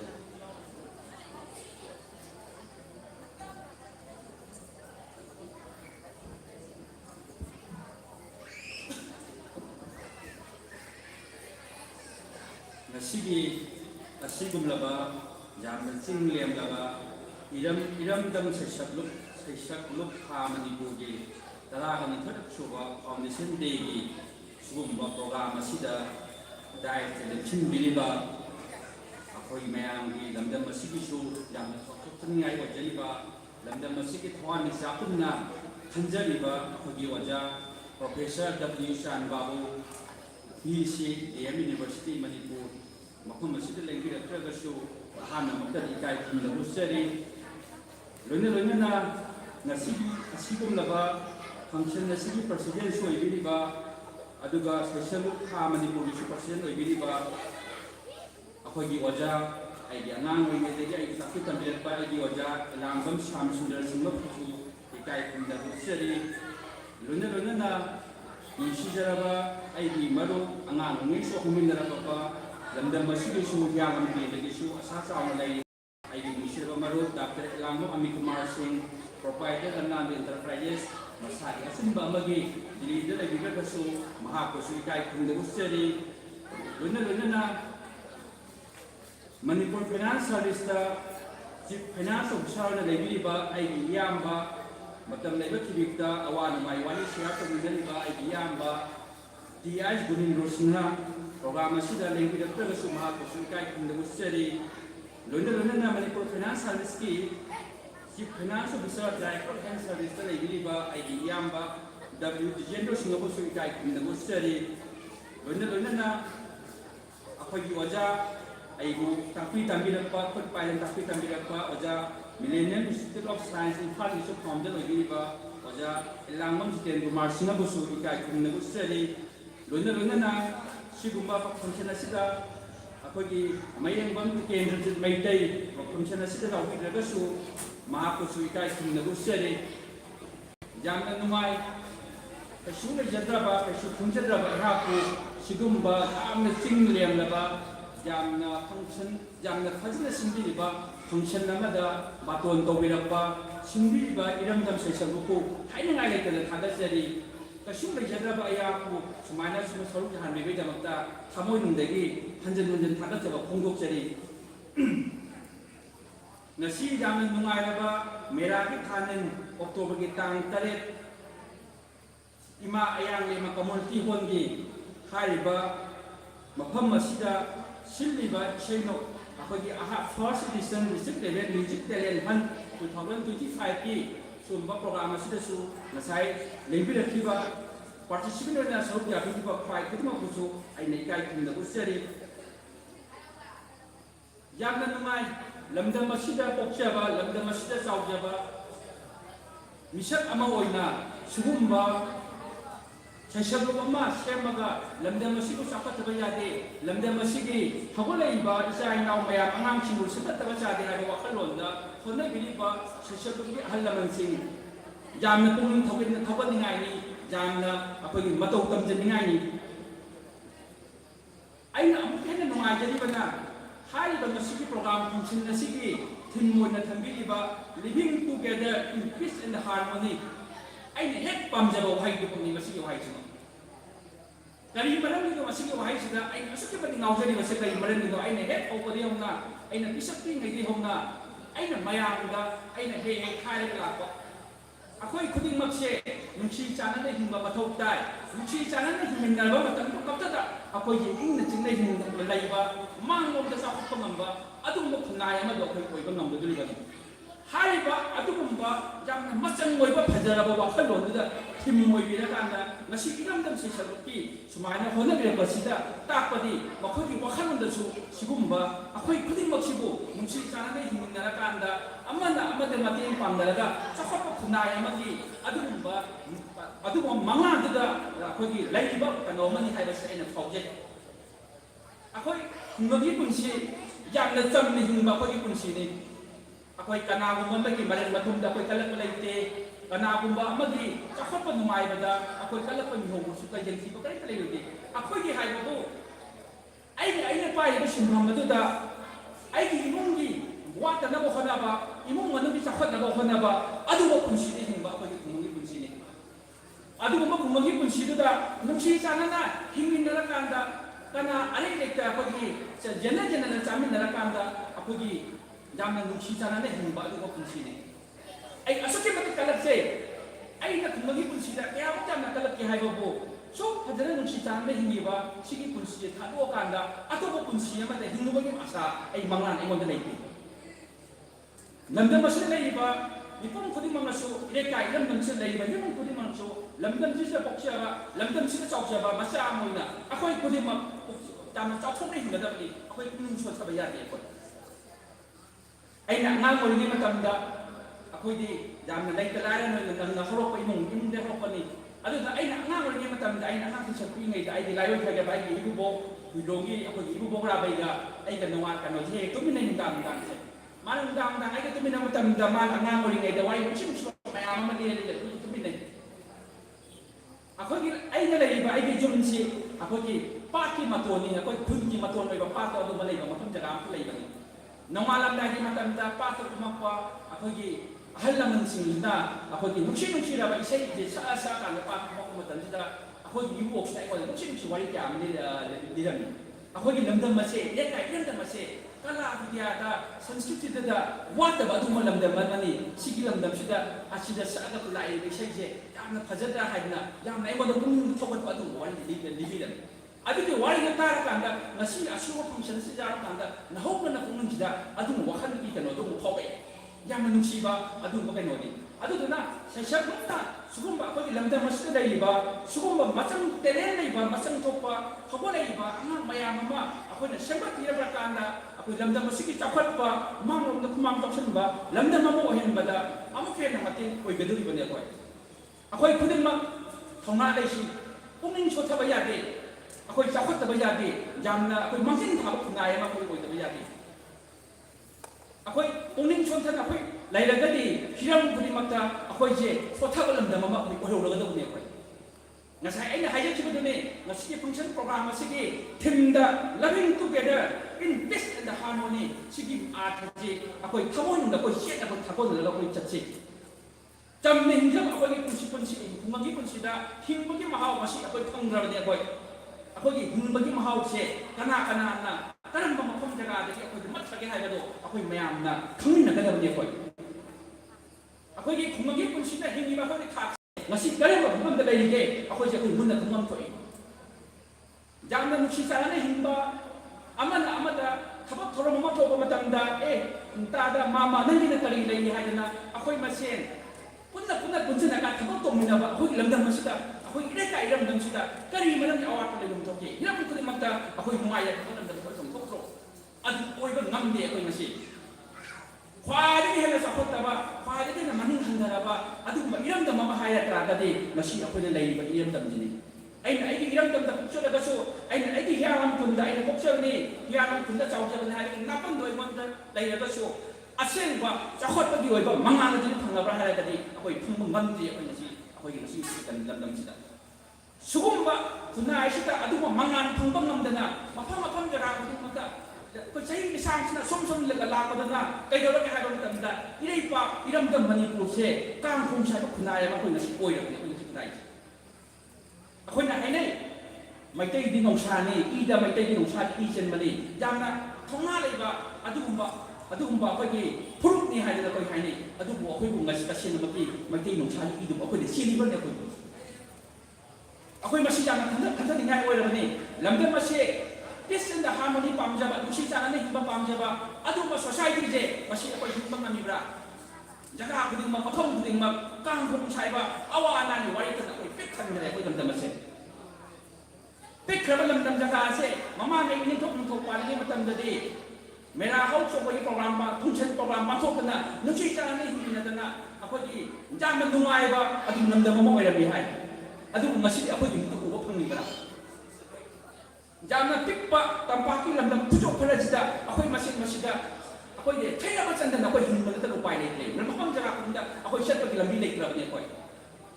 ꯃꯄꯥꯟ ꯂꯝꯗ ꯑꯩꯈꯣꯏ ꯆꯠꯄ ꯃꯇꯝꯗ ꯃꯈꯥꯗ ꯑꯩꯈꯣꯏ ꯆꯠꯄ ꯉꯝꯕꯒꯤ ꯁꯛꯇꯤ ꯑꯩꯈꯣꯏꯗ ꯂꯩꯔꯤꯕ꯭ꯔꯥ ꯂꯝꯗꯝ ꯑꯁꯤꯗ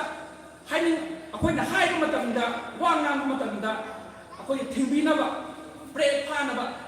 ꯑꯩꯈꯣꯏꯒꯤ ꯃꯐꯝ ꯖꯒꯥ ꯃꯌꯥꯝꯅ ꯂꯩ ꯑꯩꯈꯣꯏꯅ ꯋꯥ ꯉꯥꯡꯕ ꯃꯌꯥꯝ ꯑꯃ ꯐꯣꯡꯗꯣꯛꯄꯁꯨ ꯑꯩꯈꯣꯏ ꯉꯝꯗꯦ ꯇꯧꯕꯇꯕꯨ ꯑꯩꯈꯣꯏꯅ ꯉꯁꯤ ꯍꯤꯡꯉꯤꯕ ꯑꯩꯈꯣꯏꯒꯤ ꯂꯝꯗꯝ ꯑꯁꯤꯗꯤ ꯃꯃꯥꯡꯉꯩ ꯃꯇꯝꯗ ꯕ꯭ꯔꯤꯇꯤꯁꯅ ꯃꯇꯝꯗ ꯂꯣꯏꯂꯝ ꯁꯥꯁꯟ ꯑꯃꯗ ꯍꯤꯡꯉꯤꯕ ꯑꯗꯨꯒꯤ ꯄꯨꯟꯁꯤꯒꯤ ꯊꯥꯛꯇꯨꯗ ꯑꯩꯈꯣꯏ ꯍꯟꯊꯅ ꯑꯩꯈꯣꯏ ꯂꯩꯈ꯭ꯔꯕꯅꯦ ꯍꯥꯏꯕꯁꯦ ꯑꯩꯈꯣꯏ ꯀꯥꯎꯐꯝ ꯊꯣꯛꯇꯕꯅꯦ ꯑꯩꯈꯣꯏ ꯂꯝꯗꯝ ꯑꯁꯤ ꯗꯦꯃꯣꯀ꯭ꯔꯦꯁꯤ ꯑꯣꯏꯔꯒꯁꯨ ꯀꯔꯝꯕ ꯗꯦꯃꯣꯀ꯭ꯔꯦꯁꯤꯒꯤ ꯑꯩꯈꯣꯏ ꯁꯤꯁꯇꯦꯝꯗ ꯑꯩꯈꯣꯏ ꯍꯧꯖꯤꯛ ꯂꯩꯔꯤꯕꯒꯦ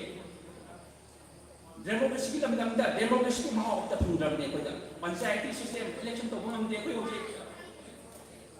ꯂꯩꯔꯤꯕ ꯑꯩꯈꯣꯏ प्रजाꯒꯤ ꯃꯤꯍꯨꯠꯁꯤꯡ ꯁꯁꯄꯦꯟꯗꯦꯠ ꯑꯦꯅꯤꯚꯦꯁꯟꯗ PR ꯊꯝꯃꯀꯥꯟꯗ ꯑꯩꯈꯣꯏ ꯊꯕꯛ ꯆꯥꯎꯈꯠꯄꯒꯤ ꯂꯝꯗ ꯑꯁꯨꯛꯀꯤ ꯃꯅꯤꯡ ꯍꯜꯂꯒ ꯆꯠꯂꯤ ꯃ꯭ꯌꯨꯅꯤꯁꯤꯄꯥꯂꯤꯇꯤ ꯏꯂꯦꯛꯁꯟ ꯇꯧꯕ ꯉꯝꯗꯦ ꯑꯣꯇꯣꯅꯣꯃꯁ ꯀꯥꯎꯟꯁꯤꯜꯏꯂꯦꯛꯁꯟ ꯇꯧꯕ ꯉꯝꯗꯦ ꯀꯔꯝꯕ ꯑꯩꯈꯣꯏꯗ ꯗꯦꯃꯣꯀ꯭ꯔꯦꯁꯤꯒꯤ ꯀꯔꯝꯕ ꯃꯍꯥꯎꯗꯣ ꯑꯩꯈꯣꯏꯗ ꯂꯩꯔꯤꯕꯒꯦ ꯍꯧꯖꯤꯛ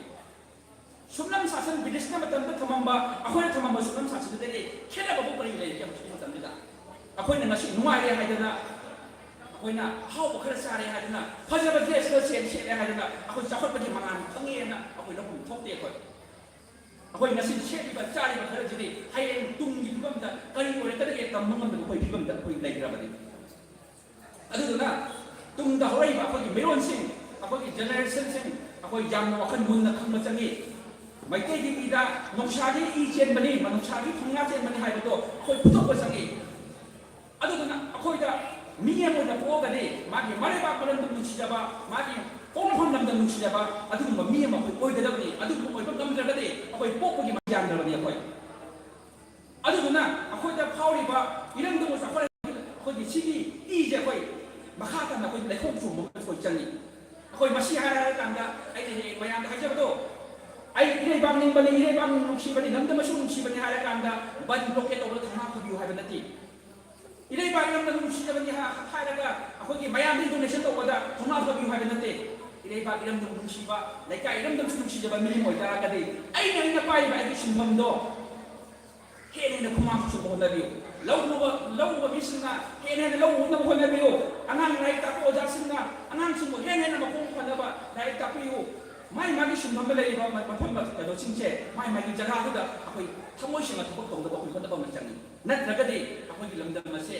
हयेंग कुइरो सही किया फलंगी मतुंदा करम फिल्मदा कोई लेगदगे तो कोई थाइबनि अखोई नमकबि फिल्मदा कोई लाइरबनि अखोई पेथोबा याय पासोखिबा याय अखोइना आइगी हिस्ट्री आइगी कल्चर आइगी संस्कृति मुचका कांदा आइगी नुंगाइबा बहाव अमदा अमेरिका ने चलगा वेस्ट बेंगल ने चलगा आइगी दु कनानो आइगी हरफुल प्राइड खंदना ताइबम मी बो ह्यूमन बीइंग अमन कोई हिंगिबा याय अदुना हिंगिबा बहाव हिंगदा बेसल कोदि सिकिबना सल चा हेना पे यायसे अखोइना कौबिदबनि अदुना नसी अखोइगी लमदम असिदा इरेका लमदम असिदा लेरिबा कोइसिंग मिकअप थोक्सि तुंगी मतिक चाबा लीडर अखोइ खन्नबा तोक्सि तुंगी मतिक चाबा लीडर खन्नबा मतम खतदा अखोइ लमदम असे चाखत पमांग थाब खुनाय अखोइ ओइबं नमदोरिबनि अदुना आइना नसी मयामदा नसी प्रोग्राम फंक्शन नसी खुदों चाबा लौजना कांदा अखोइ बि पुन्ना मिकअप थोक्सि अवार पा खुदुमा लाइक लारे खुदुमा अखोइ जेना जेना चामिनसि ina kala khulaga pasha koror parga chappan manung legi kumsi akoi thakok se adu duga akoi leimina ai ki thangnaba imunda kari sari ai ne masi toroga mana kari mai hini hai do akoi hinna mai matam do akoi adu matam do akoi oira ga ni adu matam do akoi akoi leader aramba leader khangani akoi leader khanma matam da ai na thappa ai ki party competition do thappa ngamba akoi leader ngasi ai na chari ba thum to laga chari ba ai ki cha inchang de sabi ngamba ngamba adu leader akoi na chari ba phatra ba lambi show se thappa ngamba adu leader akoi khang ngai tawchi adu ki matam do khata akoi lamdam ase akoi ilai pa ilamdam ase tang khong chai da ba ing chikna ing ba chik pa adu lamdam ma oi ba ngangani hai ba wapam khara sai thamjage lona na sigum laba yamna nushira ahal laman sing punsa da kanta akoi sinjali ba ilamdam sisat punga sinjali ba program punsa na sida Pasangan saya awak maya kamu sampai lagi dah mana kali. Aduh aku sudah angam memating pam, yang pam jadi. Aduh air sakit, angam melpasi pengatan ni mating pam jadi. Jamba tibi dana. Angam tadi bagai selection you hai bawa pam jadi kanda. Air mayam lagi kaya dah pulau jadi.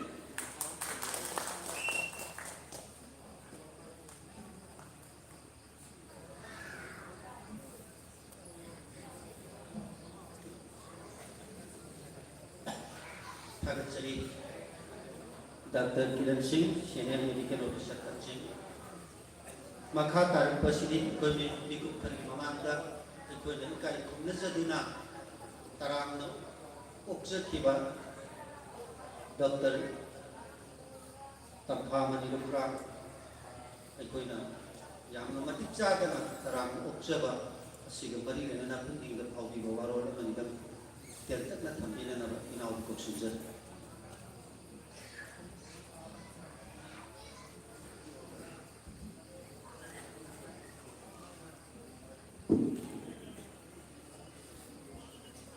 London Zibu Kwambiliba, my Bekabu Tamoida, Kurum Jaraga, Nasigi, Irandam Sisatu, Kamanipur, Gi, Taranitu Shuba,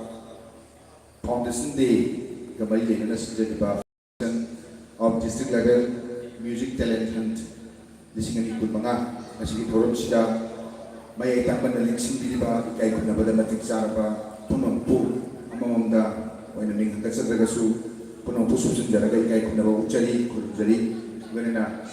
Bangalex, Biliba, Aibu, this is like Kabibamba, Kai Kunabati Sarba, Alaman, Punabak, now Burma Pampu, Londonsta, Poxa, Poxa and Bagino Aiba, Bikutu Tamoy, the Paudu, Mayanda, Seattle, Jabalina, Amboy the Kurjari. Atopa Marakda,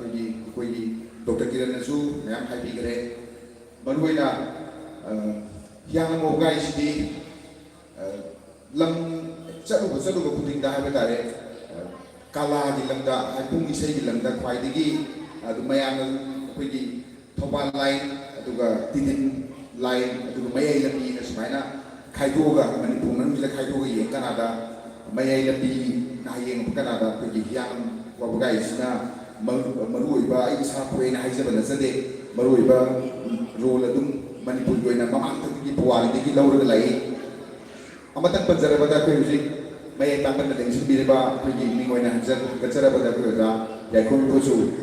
Ozana Pusu, Sogadi, Sana Oli Hainadiba, Spurus, Manina, Minton Pamba, Oza, Uzuji. Sahi Yamsale, Ozamak, Linkin Biba, Galibiri, Ozana, even a mother, Ozana, Putureko, Potok Mayamsi, A Samaksu, Ozana, Pisapini, Digi, Kongut Pai, and Sibir, Ozagi, the women, Comsetana, Lejari. Aduga, Sumana Laiba, talent, Maruin and Kasagi, Mui Begi, human resource habitat, like I should be the NEP, Necessary Policy 2020. La abu matam sida ju koi atai subject mayam sigi mathakta kala gi koi music ki oro dance ko oro na tragana lam tuki ma gi keno je koi kare tare cultural studies har tare masigi yam na maru iba mafam ma lai rabani na lai ro matam sida ju har tare hanagi koi ꯃꯁꯥꯒꯤ talent ꯑꯗꯨꯝ ꯂꯩꯔꯒ ꯂꯩꯕ talent ꯑꯗꯨꯝ ꯌꯥꯎꯖꯔꯒ ꯂꯩꯔꯕ ꯂꯝꯗꯝ ꯑꯃ ꯑꯣꯏꯅ ꯍꯥꯏꯕ ꯇꯥꯔꯦ ꯂꯩꯔꯤꯕ ꯍꯥꯟꯅꯗꯒꯤ ꯑꯗꯨꯝ ꯂꯥꯏꯔꯤꯛ ꯂꯥꯏꯁꯨꯗꯒꯤ ꯑꯩꯈꯣꯏꯒꯤ ꯂꯥꯏꯔꯤꯛ ꯂꯥꯏꯁꯨꯗꯁꯨ ꯅꯥꯀꯜ ꯑꯃꯗ ꯋꯥꯠꯄ ꯅꯠꯇꯦ ꯑꯩꯈꯣꯏꯒꯤ ꯊꯋꯥꯟꯃꯤꯆꯥꯛ ꯃꯌꯥꯝ ꯑꯃ ꯎꯒꯥꯏꯗ ꯂꯩꯔꯤ ꯍꯤꯌꯥꯡꯗ ꯂꯩꯔꯤ ꯋꯥꯠꯄ ꯅꯠꯇꯦ ꯑꯗꯨꯕꯨ ꯇꯧꯕꯇꯕꯨ ꯑꯉꯥꯡ ꯃꯆꯥ ꯏꯟꯈꯠꯂꯛꯄꯗ ꯌꯦꯡꯉꯨꯕꯗ ꯄꯨꯡ ꯏꯁꯩꯒꯤ ꯍꯥꯏꯕ ꯇꯥꯔꯦ ꯏꯁꯝ ꯁꯝꯖꯟꯖꯅ ꯄꯨꯡ ꯏꯁꯩꯒꯤ ꯂꯝꯁꯤꯗꯗꯤ ꯄꯤꯊꯣꯔꯛꯄ ꯉꯥꯛꯇꯅ ꯌꯨꯝ ꯈꯨꯗꯤꯡꯒꯤ ꯏꯁꯩ ꯁꯛꯄ ꯉꯝꯕ ꯌꯨꯝ ꯈꯨꯗꯤꯡꯒꯤ ꯖꯒꯣꯏ ꯁꯥꯕ ꯉꯝꯕ ꯌꯨꯝ ꯈꯨꯗꯤꯡꯒꯤ ꯄꯨꯡ ꯌꯩꯕ ꯉꯝꯕ ꯑꯗꯨꯒꯨꯝꯕꯒꯤ ꯃꯒꯨꯟꯁꯦ ꯍꯤꯌꯥꯡ ꯎꯒꯥꯏꯗ ꯇꯣꯞ ꯇꯣꯞꯅ ꯏꯁꯣꯔꯅ ꯄꯤꯕꯤꯔꯕ ꯈꯨꯗꯣꯜ ꯂꯩꯌꯦꯅ ꯑꯩꯒꯤ ꯊꯃꯣꯏꯗ ꯐꯥꯎꯖꯕ ꯂꯩꯖꯩ ꯁꯤꯒꯨꯝꯕ ꯂꯝꯗꯝ ꯑꯃꯗ ꯄꯣꯛꯄ ꯐꯪꯖꯔꯝꯕ ꯄꯣꯛꯄ ꯐꯪꯖꯔꯝꯕ ꯃꯁꯤꯃꯛ ꯑꯩ ꯇꯥꯏꯕꯪ ꯁꯤꯟꯕꯤꯕ ꯃꯄꯨꯕꯨ ꯊꯥꯒꯠꯆꯔꯤ ꯑꯗꯨꯒ ꯑꯩꯕꯨ ꯄꯣꯛꯄꯤꯔꯤꯕ ꯕꯕꯥ ꯏꯃꯥꯕꯨ ꯑꯩ ꯊꯃꯣꯏ ꯁꯦꯡꯅ ꯈꯨꯔꯨꯝꯖꯔꯤ ꯂꯣꯏꯅꯅ ꯑꯁꯤꯒꯨꯝꯕ ꯂꯝꯗꯝꯁꯤꯗ ꯂꯩꯔꯤꯕ ꯁꯪꯁꯊꯥꯟ ꯃꯌꯥꯝ ꯑꯃ ꯑꯩꯈꯣꯏꯅ ꯈꯪꯖꯔꯛꯄꯗ ꯏꯀꯥ ꯂꯩꯔꯅꯤ ꯑꯗꯒꯤ ꯄ꯭ꯔꯣꯒ꯭ꯔꯦꯁꯤቭ ꯀꯜꯆꯔꯦꯜ ꯁꯦꯟꯇꯔ ꯂꯩꯔꯅꯤ ꯃꯐꯝꯁꯤꯃꯛꯇꯗ ꯑꯩꯈꯣꯏꯒꯤ ꯄꯤꯁ ꯕꯤꯜꯗꯔ ꯑꯦꯛꯁꯂꯦꯟꯁꯤ ꯑꯦꯁꯣꯁꯤꯌꯦꯁꯟ ꯑꯗꯒꯤ ꯌꯪ ꯗꯤꯐꯦꯟꯁ ꯀ꯭ꯂꯕ ꯑꯩꯈꯣꯏꯅ ꯆꯍꯤꯈꯨꯗꯤꯡꯒꯤ ꯁꯦꯞꯇꯦꯝꯕꯔ 30ꯁꯤ ꯑꯩꯈꯣꯏꯅ ꯂꯨꯄꯥ 2 ꯆꯠꯄꯤ ꯁꯦꯒꯥꯏꯕꯁꯤ ꯊꯪꯒꯥꯜ ꯕꯖꯥꯔꯗ ꯄꯥꯎꯅꯥ ꯕꯖꯥꯔꯗ ꯑꯩꯈꯣꯏꯅ ꯗꯣꯅꯦꯁꯟ ꯆꯠꯂꯒ ꯁꯤꯗꯩꯗ ꯁ꯭ꯇꯦꯠ ꯂꯦꯚꯦꯜ ꯅꯨꯃꯤꯠ 4-5 ꯁꯨꯝꯅ ꯁ꯭ꯇꯦꯠ ꯂꯦꯚꯦꯜ ꯁꯣꯡ ꯀꯝꯄꯤꯇꯤꯁꯟ ꯑꯩꯈꯣꯏ ꯄꯥꯡꯊꯣꯛꯆꯔꯛꯏ ꯑꯗꯨꯝ ꯇꯧꯔꯛꯏ ꯗꯣꯅꯦꯁꯟ ꯆꯠꯄꯗ ꯈꯠꯅꯗꯅ ꯄꯨꯡꯈꯥꯏ ꯑꯃ ꯑꯗꯒꯤ ꯄꯤ ꯄꯤꯁ ꯕꯤꯜꯗꯔ ꯑꯦꯛꯁꯂꯦꯟꯁꯤ ꯑꯦꯁꯣꯁꯤꯌꯦꯁꯟ ꯑꯗꯨꯒ ꯂꯥꯏꯄꯪꯉꯝꯕꯗ ꯄ꯭ꯔꯣꯒ꯭ꯔꯦꯁꯤꯚ ꯀꯜꯆꯔꯦꯜ ꯁꯦꯟꯇꯔ ꯑꯗꯒꯤ ꯈꯣꯟꯊꯥꯡ ꯃ꯭ꯌꯨꯖꯤꯀꯦꯜ ꯁꯦꯟꯇꯔ ꯎꯒꯥꯏꯗ ꯂꯩꯔꯤꯕ ꯃꯌꯥꯝꯗꯨꯒꯤ ꯑꯩꯈꯣꯏꯒꯤ ꯑꯦꯟꯇꯥꯌꯔ ꯑꯩꯈꯣꯏ ꯁꯤꯗ ꯍꯤꯌꯥꯡ ꯎꯒꯥꯏꯁꯤꯗ ꯂꯩꯔꯤꯕ ꯃꯌꯥꯝꯁꯤꯒꯤ ꯀꯛꯆꯤꯡ ꯐꯥꯎ ꯌꯥꯎꯅ ꯍꯥꯏꯕ ꯌꯥꯏ ꯏꯔꯝꯗꯝ ꯁꯩꯁꯛꯂꯨꯞ ꯈꯥ ꯃꯅꯤꯄꯨꯔ ꯍꯧꯖꯤꯛꯇꯤ ꯀꯛꯆꯤꯡ ꯗꯤꯁꯇ꯭ꯔꯤꯛ ꯍꯥꯏꯔꯕꯅꯤ나 ꯁꯤꯒꯤ ꯏꯁꯩ ꯂꯨꯞꯁꯤꯅ ꯄꯥꯝꯖꯔꯤꯕ ꯃꯆꯥ ꯃꯆꯥ ꯂꯩꯔꯤꯕ ꯁꯪꯁꯊꯥꯟ ꯃꯌꯥꯝꯗꯨ ꯄꯨꯝꯅꯃꯛꯇꯨꯒꯤ ꯑꯩꯈꯣꯏꯒꯤ ꯑꯦꯄꯦꯛꯁ ꯕꯣꯗꯤ ꯍꯥꯏꯕ ꯇꯥꯔꯦ ꯑꯄꯨꯟꯕ ꯃꯌꯥꯝꯗꯨꯒꯤ ꯈ꯭ꯋꯥꯏꯗꯒꯤ ꯆꯥꯎꯕ ꯄꯨꯟꯁꯤꯟꯕ ꯑꯩꯈꯣꯏ ꯑꯕꯤꯛ ꯂꯩꯔꯤꯕ ꯁꯨꯃꯥꯏꯅ ꯏꯁꯩ ꯂꯨꯞ ꯏꯔꯝꯗꯝ ꯁꯩꯁꯛꯂꯨꯞꯁꯤꯅ ꯂꯝꯗꯝꯁꯤꯒꯤ ꯈ꯭ꯋꯥꯏꯗꯒꯤ ꯃꯄꯨꯡ ꯑꯣꯏꯕ ꯏꯁꯩ ꯅꯣꯡꯃꯥꯏ ꯂꯣꯏꯅꯅ ꯖꯒꯣꯏꯕꯨ ꯑꯣꯏꯔꯣ ꯀꯂꯥꯒꯤ ꯃꯄꯨꯡ ꯑꯣꯏꯕ ꯂꯨꯆꯤꯡꯕ ꯑꯗꯨꯒꯨꯝꯕ ꯁꯪꯁꯊꯥꯟ ꯑꯃ ꯑꯣꯏꯕꯤꯔꯛꯇꯨꯅ ꯃꯊꯪ ꯆꯍꯤꯗꯒꯤ ꯍꯦꯟꯅ ꯆꯥꯎꯅ ꯄꯥꯡꯊꯣꯛꯄ ꯉꯝꯕ ꯑꯗꯨꯒ ꯍꯦꯟꯅ ꯑꯩꯈꯣꯏꯒꯤ ꯂꯝꯗꯝꯁꯤꯒꯤ ꯍꯧꯒꯠꯂꯛꯏꯕ ꯅꯍꯥꯔꯣꯜꯁꯤꯡ ꯑꯗꯨꯒ ꯍꯧꯒꯠꯂꯛꯏꯕ ꯀꯂꯥꯕꯨ ꯄꯥꯝꯕ ꯑꯉꯥꯡ ꯏꯆꯥ ꯏꯁꯨꯁꯤꯡ ꯄꯨꯝꯅꯃꯛꯄꯨ ꯁꯦꯝꯕ ꯉꯝꯕꯒꯤ ꯄꯥꯡꯒꯜꯗꯨ ꯉꯁꯤꯒꯤ ꯏꯔꯝꯗꯝ ꯁꯩꯁꯛꯂꯨꯞꯀꯤ ꯊꯧꯃꯤꯁꯤꯡꯗ ꯇꯥꯏꯕꯪ ꯁꯦꯝꯕꯤꯕ ꯃꯄꯨꯅ ꯍꯥꯞꯄꯤꯕ ꯑꯣꯏꯔꯁꯅꯨ ꯍꯥꯏꯅ ꯇꯥꯏꯕꯪ ꯁꯦꯝꯕꯤꯕ ꯃꯄꯨꯕꯨ ꯈꯨꯔꯨꯝꯖꯔꯒ ꯑꯩ ꯃꯌꯥꯝꯗꯒꯤ ꯌꯥꯏꯅꯖꯩ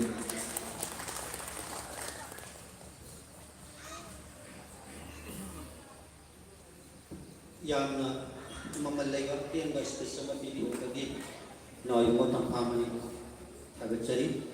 ꯑꯩꯒꯤ ꯋꯥꯈꯜꯗꯗꯤ ꯃꯥꯅ ꯔꯦꯗꯤꯑꯣꯗ ꯀꯣꯊ ꯉꯥꯡꯕ ꯑꯗꯨꯃꯥꯏꯅ ꯀꯣꯊꯈꯤꯗ꯭ꯔꯅ ꯈꯟꯖꯔꯨꯕꯅꯤ ꯃꯊꯪꯁꯤꯗꯤ ꯑꯩꯈꯣꯏ ꯏꯀꯥꯏ ꯈꯨꯝꯅꯖꯔꯤꯕ founder member millennium institute of science ꯏꯝꯐꯥꯜꯒꯤ ꯖꯤꯇꯦꯟ ꯀꯨꯃꯥꯔ ꯁꯤꯡ ꯄꯨꯛꯅꯤꯡꯒꯤ ꯋꯥꯐꯝ ꯈꯔ ꯊꯝꯕꯤꯅꯕ ꯀꯧꯁꯤꯟꯖꯔꯤ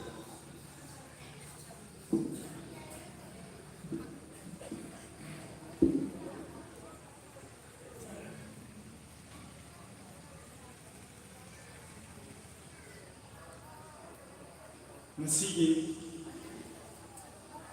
ꯏꯔꯝꯗꯝ ꯁꯩꯁꯛꯂꯨꯞ ꯈꯥ ꯃꯅꯤꯄꯨꯔꯒꯤ 12ꯁꯨꯕ ꯐꯥꯎꯟꯗꯦꯁꯟ ꯗꯦ ꯑꯁꯤꯒ ꯃꯔꯤ ꯂꯩꯅꯅ ꯗꯥꯏꯁꯇ ꯂꯦꯡꯁꯤꯟꯕꯤꯔꯤꯕ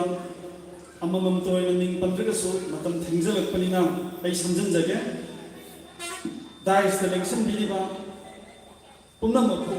ꯑꯍꯥꯟꯕꯃꯛꯇꯗ ꯏꯀꯥꯏ ꯈꯨꯝꯅꯖꯔꯤ ꯂꯣꯏꯅꯅ ꯑꯁꯤꯒꯨꯝꯕ ꯆꯤꯡ ꯂꯦꯝꯂꯕ ꯐꯪꯁꯟ ꯑꯁꯤꯕꯨ ꯁꯤꯟꯕꯤ ꯂꯥꯡꯕꯤꯔꯤꯕ ꯏꯔꯝꯗꯝ ꯁꯩꯁꯛꯂꯨꯞꯀꯤ ꯃꯦꯝꯕꯔꯁꯤꯡ ꯑꯃꯁꯨꯡ ꯂꯥꯛꯄꯤꯔꯤꯕ ꯑꯍꯜ ꯂꯃꯟ ꯂꯥꯏꯕ ꯏꯆꯤꯜ ꯏꯅꯥꯎ ꯁꯥꯇ꯭ꯔ ꯅꯍꯥꯔꯣꯜ ꯑꯉꯥꯡꯁꯤꯡ ꯈ꯭ꯋꯥꯏ ꯄꯨꯝꯅꯃꯛꯄꯨ ꯏꯀꯥꯏ ꯈꯨꯝꯅꯕ ꯎꯠꯆꯔꯤ ꯌꯥꯝꯅ ꯃꯔꯨꯑꯣꯏꯕ ꯂꯝꯗꯝ ꯑꯁꯤꯒꯤꯁꯨ ꯃꯁꯛ ꯇꯥꯛꯂꯤꯕ ꯅꯥꯠꯀ ꯃꯔꯤ ꯂꯩꯅꯕ ꯑꯁꯤꯒꯨꯝꯕ ꯒ꯭ꯔꯨꯞ ꯑꯃ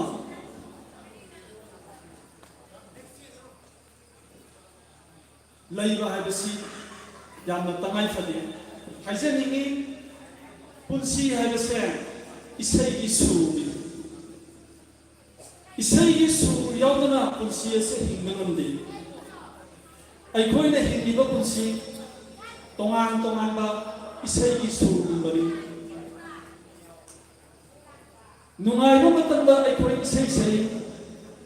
ꯑꯋꯥꯕ ꯃꯇꯝꯗꯁꯨ ꯑꯩꯈꯣꯏ ꯏꯁꯩ ꯁꯛꯏ ꯏꯁꯩ ꯍꯥꯏꯕꯁꯦ ꯃꯤꯑꯣꯏꯕꯒꯤ ꯄꯨꯟꯁꯤꯗ ꯊꯥꯗꯣꯛꯅꯕ ꯌꯥꯗ꯭ꯔꯕ ꯌꯥꯝꯅ ꯃꯔꯨ ꯑꯣꯏꯈ꯭ꯔꯕ ꯄꯨꯛꯅꯤꯡꯒꯤ ꯏꯍꯨꯜꯕꯨ ꯐꯣꯡꯗꯣꯛꯄ ꯄꯨꯛꯅꯤꯡꯒꯤ ꯐꯥꯎꯔꯤꯕ ꯐꯤꯂꯤꯡꯁꯤꯡꯁꯦ ꯃꯌꯥꯝꯗ ꯑꯦꯛꯁꯄ꯭ꯔꯦꯁ ꯇꯧꯕ ꯑꯗꯨꯒꯨꯝꯕ ꯌꯥꯝꯅ ꯃꯔꯨ ꯑꯣꯏꯈ꯭ꯔꯕ ꯑꯩꯈꯣꯏ ꯁꯥꯊꯦꯛ ꯑꯃꯅꯤ ꯍꯥꯏꯅ ꯑꯩ ꯊꯝꯖꯒꯦ ꯑꯩꯈꯣꯏ ꯃꯤꯑꯣꯏꯕꯒꯤ ꯄꯨꯛꯅꯤꯡꯗ ꯈꯜꯂꯤꯕ ꯋꯥꯈꯜꯂꯣꯟ ꯃꯌꯥꯝꯁꯤꯡ ꯑꯦꯛꯁꯄ꯭ꯔꯦꯁ ꯇꯧꯅꯕꯒꯤ ꯍꯥꯏꯗꯣꯛꯅꯕꯒꯤ ꯄꯨꯛꯅꯤꯡꯒꯤ ꯎꯜ ꯐꯣꯡꯗꯣꯛꯅꯕꯒꯤ ꯑꯗꯨꯒꯨꯝꯕ ꯃꯦꯗꯤꯌꯥ ꯃꯈꯜ ꯑꯃꯅꯤ ꯑꯩꯈꯣꯏꯒꯤ ꯏꯁꯩ ꯍꯥꯏꯕꯁꯤ ꯏꯁꯩ ꯌꯥꯎꯗꯅ ꯑꯩꯈꯣꯏ ꯃꯤꯑꯣꯏꯕ ꯖꯥꯇꯤꯅ ꯍꯤꯡꯕ ꯉꯝꯂꯣꯏ ꯍꯥꯏꯕ ꯋꯥꯐꯝꯁꯦ ꯑꯩ ꯉꯁꯤꯒꯤ ꯐꯪꯁꯟ ꯁꯤꯒꯤ ꯈꯨꯗꯣꯡꯆꯥꯕ ꯂꯧꯔꯒ ꯑꯩꯍꯥꯛ ꯊꯝꯖꯒꯦ ꯑꯩꯈꯣꯏ ꯍꯤꯌꯥꯡꯂꯝ ꯃꯧꯄꯨꯉꯥꯏ ꯊꯣꯏꯗꯣꯛ ꯍꯦꯟꯗꯣꯛꯅ ꯏꯁꯩ ꯅꯣꯡꯃꯥꯏꯒꯤ ꯊꯧꯔꯝ ꯄꯨꯡ ꯆꯣꯂꯣꯝ ꯇꯣꯉꯥꯟ ꯇꯣꯉꯥꯟꯕ ꯀꯜꯆꯔꯒꯤꯗꯃꯛꯇ ꯃꯅꯤꯄꯨꯔꯒꯤꯗ ꯅꯠꯇꯅ ꯄ꯭ꯔꯤꯊꯤꯕꯤꯒꯤ ꯃꯐꯝ ꯈꯨꯗꯤꯡꯃꯛꯇ ꯃꯃꯤꯡ ꯆꯠꯂꯤ ꯇꯣꯉꯥꯟ ꯇꯣꯉꯥꯟꯕ ꯐꯤꯜ ꯀꯌꯥꯗ ꯁꯩꯁꯛꯄ ꯁꯩꯁꯛꯄꯤ ꯃ꯭ꯌꯨꯖꯤꯛꯁꯤꯌꯟ ꯃꯌꯥꯝ ꯑꯃ ꯑꯩꯈꯣꯏꯒꯤ ꯂꯝꯗꯝ ꯑꯁꯤꯗ ꯍꯤꯌꯥꯡꯂꯝ ꯃꯧꯄꯨꯉꯥꯏ ꯑꯁꯤꯗ ꯂꯩ ꯍꯥꯏꯕꯁꯦ ꯃꯃꯥꯡꯗ ꯉꯥꯡꯕꯤꯈꯤꯕ ꯁ꯭ꯄꯤꯀꯔꯁꯤꯡꯅꯁꯨ ꯊꯝꯕꯤꯔꯝꯃꯦ ꯑꯩ ꯏꯁꯥꯃꯛꯁꯨ ꯌꯥꯖꯅꯤꯡꯉꯤ ꯑꯩ ꯍꯤꯌꯥꯡꯂꯝꯗ ꯄꯣꯛꯆꯕ ꯍꯤꯌꯥꯡꯂꯝꯗ ꯆꯥꯎꯖꯕ ꯑꯗꯨꯒꯨꯝꯕ ꯃꯤꯁꯛ ꯑꯃꯅꯤ ꯇꯉꯥꯏ ꯐꯗꯅ ꯑꯩꯒꯤ ꯇꯧꯔꯤꯕ ꯁꯤꯟꯐꯝꯅ ꯃꯔꯝ ꯑꯣꯏꯗꯅ ꯑꯩ ꯏꯝꯐꯥꯜꯗ ꯁꯒꯣꯜꯕꯜꯗ ꯑꯩ ꯂꯩꯖꯕꯅꯤ ꯂꯩꯖꯩ ꯍꯥꯏꯕꯗꯨ ꯃꯉꯥꯏ ꯑꯩꯒꯤ ꯊꯋꯥꯏꯒꯤ ꯈꯣꯏꯗꯥꯖꯕ ꯃꯐꯝꯗꯤ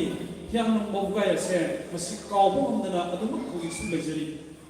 ꯂꯩꯕ ꯍꯥꯏꯕꯕꯨ ꯀꯌꯥꯝ ꯑꯩꯒꯤ ꯊꯃꯣꯏꯗ ꯏꯔꯝꯗꯝ ꯑꯁꯦ ꯀꯌꯥꯒꯤ ꯃꯇꯤꯛ ꯅꯨꯡꯁꯤꯖꯕꯒꯦ ꯍꯥꯏ ꯍꯤꯌꯥꯡꯂꯝ ꯃꯧꯄꯨꯉꯥꯏꯗꯒꯤ ꯏꯝꯐꯥꯜꯗ ꯍꯣꯡꯒꯠꯈꯤꯕ ꯃꯤꯑꯣꯏ ꯈꯨꯗꯤꯡꯃꯛ ꯍꯤꯌꯥꯡꯂꯝ ꯃꯧꯄꯨꯉꯥꯏꯁꯦ ꯀꯥꯎꯊꯣꯛꯈꯤꯕ ꯚꯣꯇꯔ ꯑꯥꯏꯗꯤ ꯏꯝꯐꯥꯜꯗ ꯑꯗꯨꯝ ꯆꯟꯈꯤꯕ ꯍꯤꯌꯥꯡꯂꯝꯗ ꯃꯧꯄꯨꯉꯥꯏꯗ ꯑꯃꯨꯛ ꯍꯟꯅ ꯈꯣꯡꯅ ꯇꯥꯔꯛꯇꯕ ꯃꯤꯑꯣꯏ ꯃꯌꯥꯝ ꯑꯃ ꯂꯩ ꯍꯥꯏꯖꯔꯤꯕ ꯑꯗꯨꯕꯨ ꯑꯩꯍꯥꯛꯇꯤ ꯑꯩꯒꯤ ꯚꯣꯇꯔ ꯑꯥꯏꯗꯤ ꯏꯝꯐꯥꯜꯗ ꯃꯤꯡ ꯆꯟꯗꯦ ꯍꯤꯌꯥꯡꯂꯝꯗ ꯑꯗꯨꯝ ꯍꯧꯖꯤꯛꯁꯨ ꯑꯗꯨꯝ ꯚꯣꯠ ꯊꯥꯗꯔꯤ ꯑꯩꯒꯤ ꯏꯝꯐꯥꯜꯒꯤ ꯁꯒꯣꯜꯕꯜꯒꯤ ꯀꯦꯟꯗ꯭ꯔꯒꯤ ꯀꯩꯔꯣꯏ ꯂꯩꯀꯥꯏꯁꯤꯡꯅ ꯍꯥꯏꯕꯤꯌꯦꯕ ꯅꯪꯅ ꯃꯐꯝꯁꯤꯗ ꯂꯩꯔꯒ ꯀꯩꯗꯧꯕꯒꯤ ꯚꯣꯇꯔ ꯆꯟꯗ꯭ꯔꯤꯅꯣ ꯅꯪꯒꯤ ꯆꯦꯡ ꯌꯦꯟꯕꯒꯤ ꯔꯦꯁꯟꯒꯤ ꯑꯇꯩ ꯑꯇꯩ ꯑꯥꯏꯇꯦꯝ ꯈꯨꯗꯤꯡꯃꯛ ꯅꯪ ꯑꯝꯇ ꯐꯪꯉꯔꯣꯏ ꯅꯪ ꯑꯃꯠꯇ ꯂꯧꯕ ꯌꯥꯔꯔꯣꯏ ꯃꯤꯡ ꯆꯟꯁꯤꯜꯂꯨ ꯑꯩꯅ ꯑꯄꯥꯝꯕ ꯃꯐꯝꯗ ꯑꯩꯒꯤ ꯚꯣꯇꯔ ꯑꯥꯏꯗꯤꯁꯦ ꯂꯩꯒꯅꯤ ꯑꯩꯅ ꯃꯐꯝꯁꯤꯗ ꯂꯩꯔꯒ ꯚꯣꯇꯔ ꯑꯥꯏꯗꯤ ꯆꯟꯗꯕ ꯌꯥꯗꯦ ꯍꯥꯏꯕꯒꯤꯁꯨ ꯂꯩꯇꯦ ꯌꯥꯝꯅ ꯅꯣꯛꯅꯤꯡꯕꯖꯥꯠꯅꯤ ꯁꯒꯣꯜꯕꯜꯗ ꯂꯩꯔꯀꯥꯟꯗ ꯚꯣꯠ ꯈꯣꯝꯕ ꯂꯥꯛꯄ ꯃꯇꯝꯗ MLA ꯃꯤꯅꯤꯁꯇꯔꯁꯤꯡꯁꯤꯅ ꯑꯩꯒꯤ ꯌꯨꯝꯁꯦ ꯀꯥꯟꯊꯣꯛꯑ ꯆꯠꯂꯤ ꯑꯗꯣ ꯑꯩꯒꯤ ꯂꯩꯔꯤꯕ ꯖꯒꯥꯗꯨꯒꯤ ꯀ꯭ꯂꯕꯇꯨꯒꯤ ꯖꯦꯅꯔꯦꯜ ꯁꯦꯀ꯭ꯔꯦꯇꯔꯤ ꯄ꯭ꯔꯁꯤꯗꯦꯟ ꯑꯩ ꯄꯥꯏꯔꯝꯃꯦ ꯑꯩꯅ ꯂꯩꯔꯤꯕ ꯖꯒꯥꯗꯨꯒꯤ ꯀ꯭ꯂꯕꯇꯨꯒꯤ ꯄ꯭ꯔꯁꯤꯗꯦꯟ ꯑꯃ ꯑꯣꯏꯅ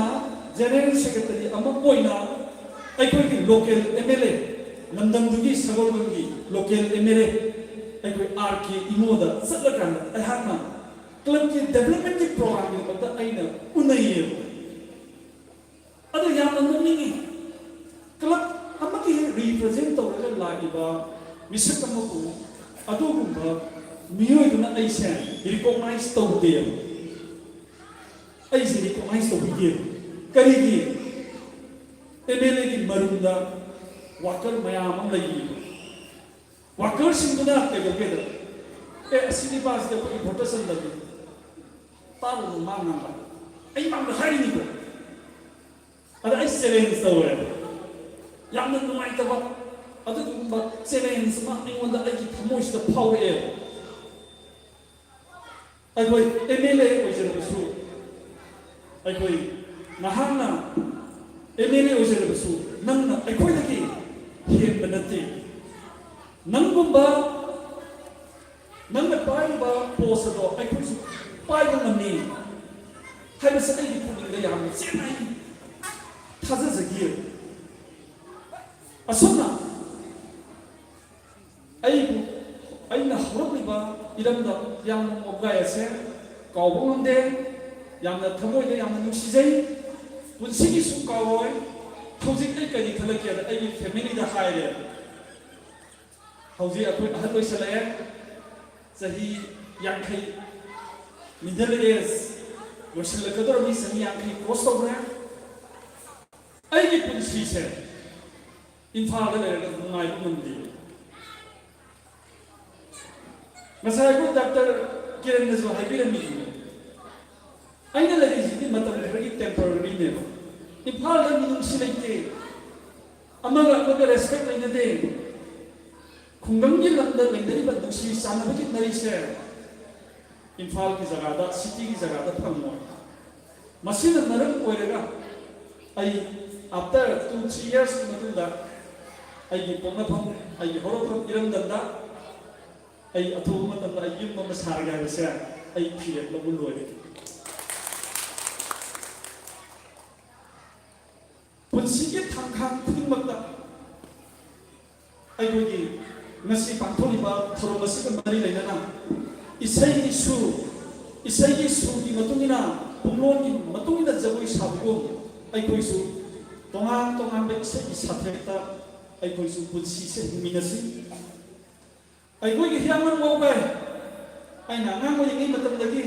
hausi ki matam na ya hena develop tawra ko punjai thunjaya hana koi ki angang mo ngi da leram ba fibam ki condition लेरनिबा युमगी लिविंग कंडीशन हौजिका यामना खेनबा हाइबदु आई उजै खुदम होइना हायरबदा आई कोइगी सही लेंगा अमसुं आईगी सीनियर अमसुं आईगी जूनियर्स बिरंगनि अगोय डॉक्टर किरण की सही ददी खंगम दो मानदी अगो हियाम मोबाइसे मतम नमददी इथाई बिरेस ना हाकी बददी लो सुबुगी प्रोडक्ट अमत थोरक मतंदा इमुन खुदी बगदा चेंग वांदा इमुन अंत लेगंदे साक चाना न चेंग पुक थन न चेंग से वांदा बा सही मगी कोन न चेंग हापा फौ हापा बेसे याम तान न थोगी आई हाक पोपा आई इमुन दसु पुनसिगी चाक चाबा पुक थलते मैम थंबिरम होइको मैम अदुम खंबिरम गनी आई कोई सही लगा मुस मथकी कंबुस स्ट्रगल तो चाक चाब से नो मत चाक से पुक थन चाब फंगत्रबा अदु दिकुबा याम न पोर फैमिली मुनि स्टेज ते लेबा याम न वो गाइने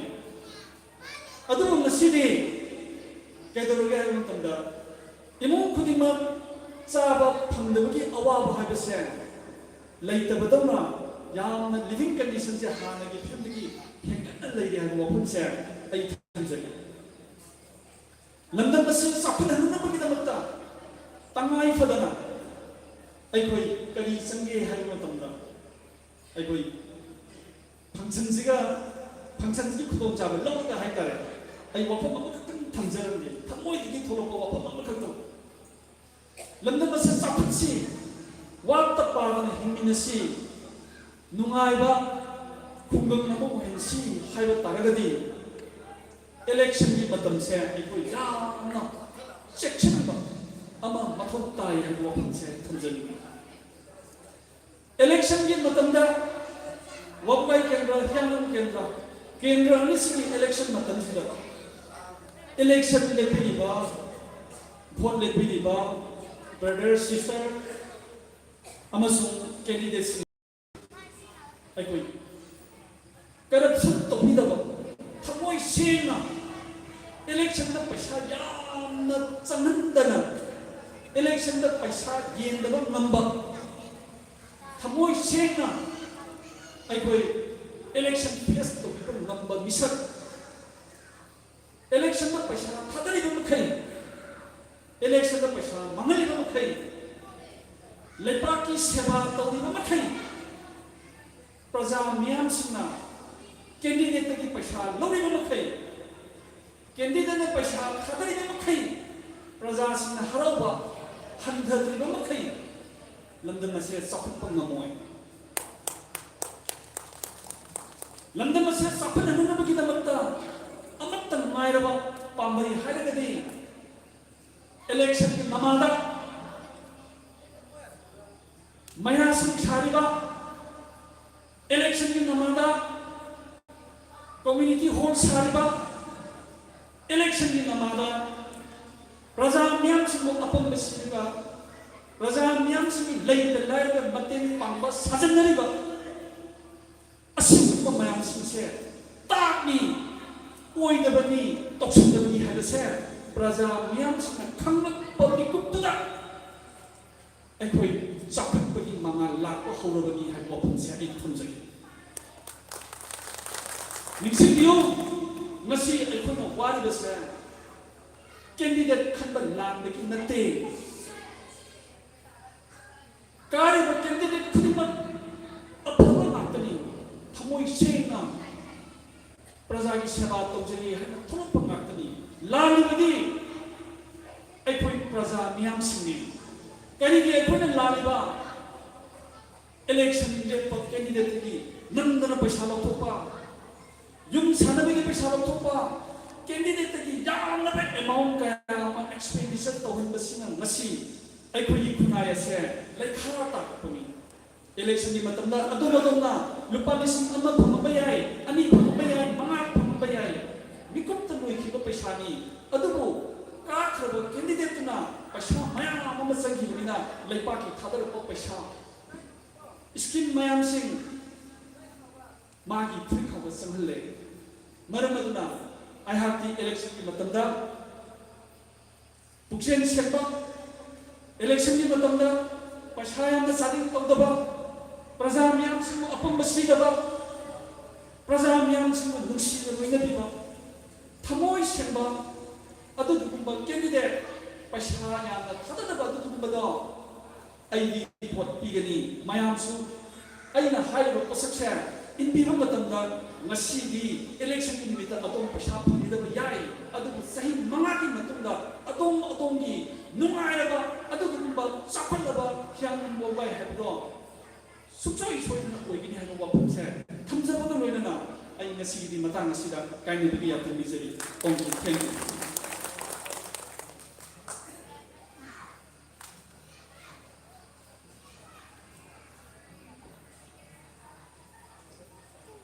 थागतचरी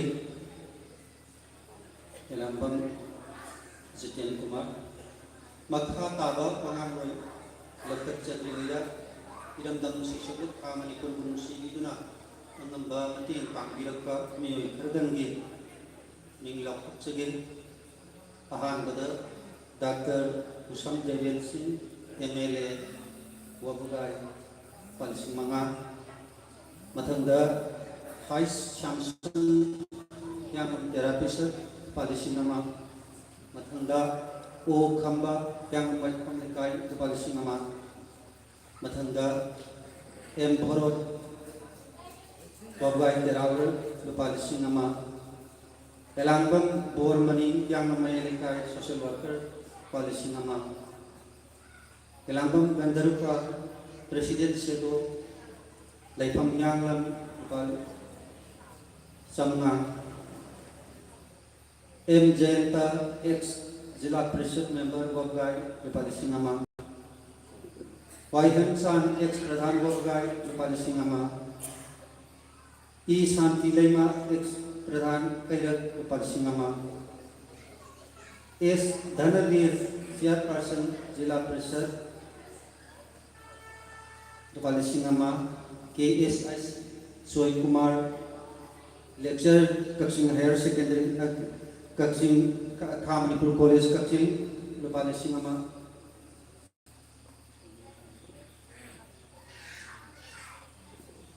लोइना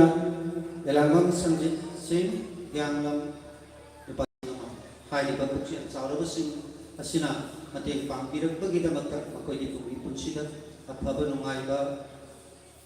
ओइबियु हाइना थमोइ सेना ताइबु मपुंगा हंगचरी मखा कारकबसिदा थैंक यू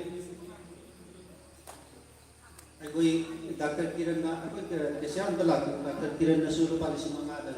खुदों तौगी अखोई लाउथोकपीरमबसिंगदुदि अखोई मयाम खंबीखरबनिना हायना अखोई दा हपचदबनि अदुगो हौजिक कालिसि महा पीबीरबदा डॉक्टर को थागतसरी ओ जितेन जी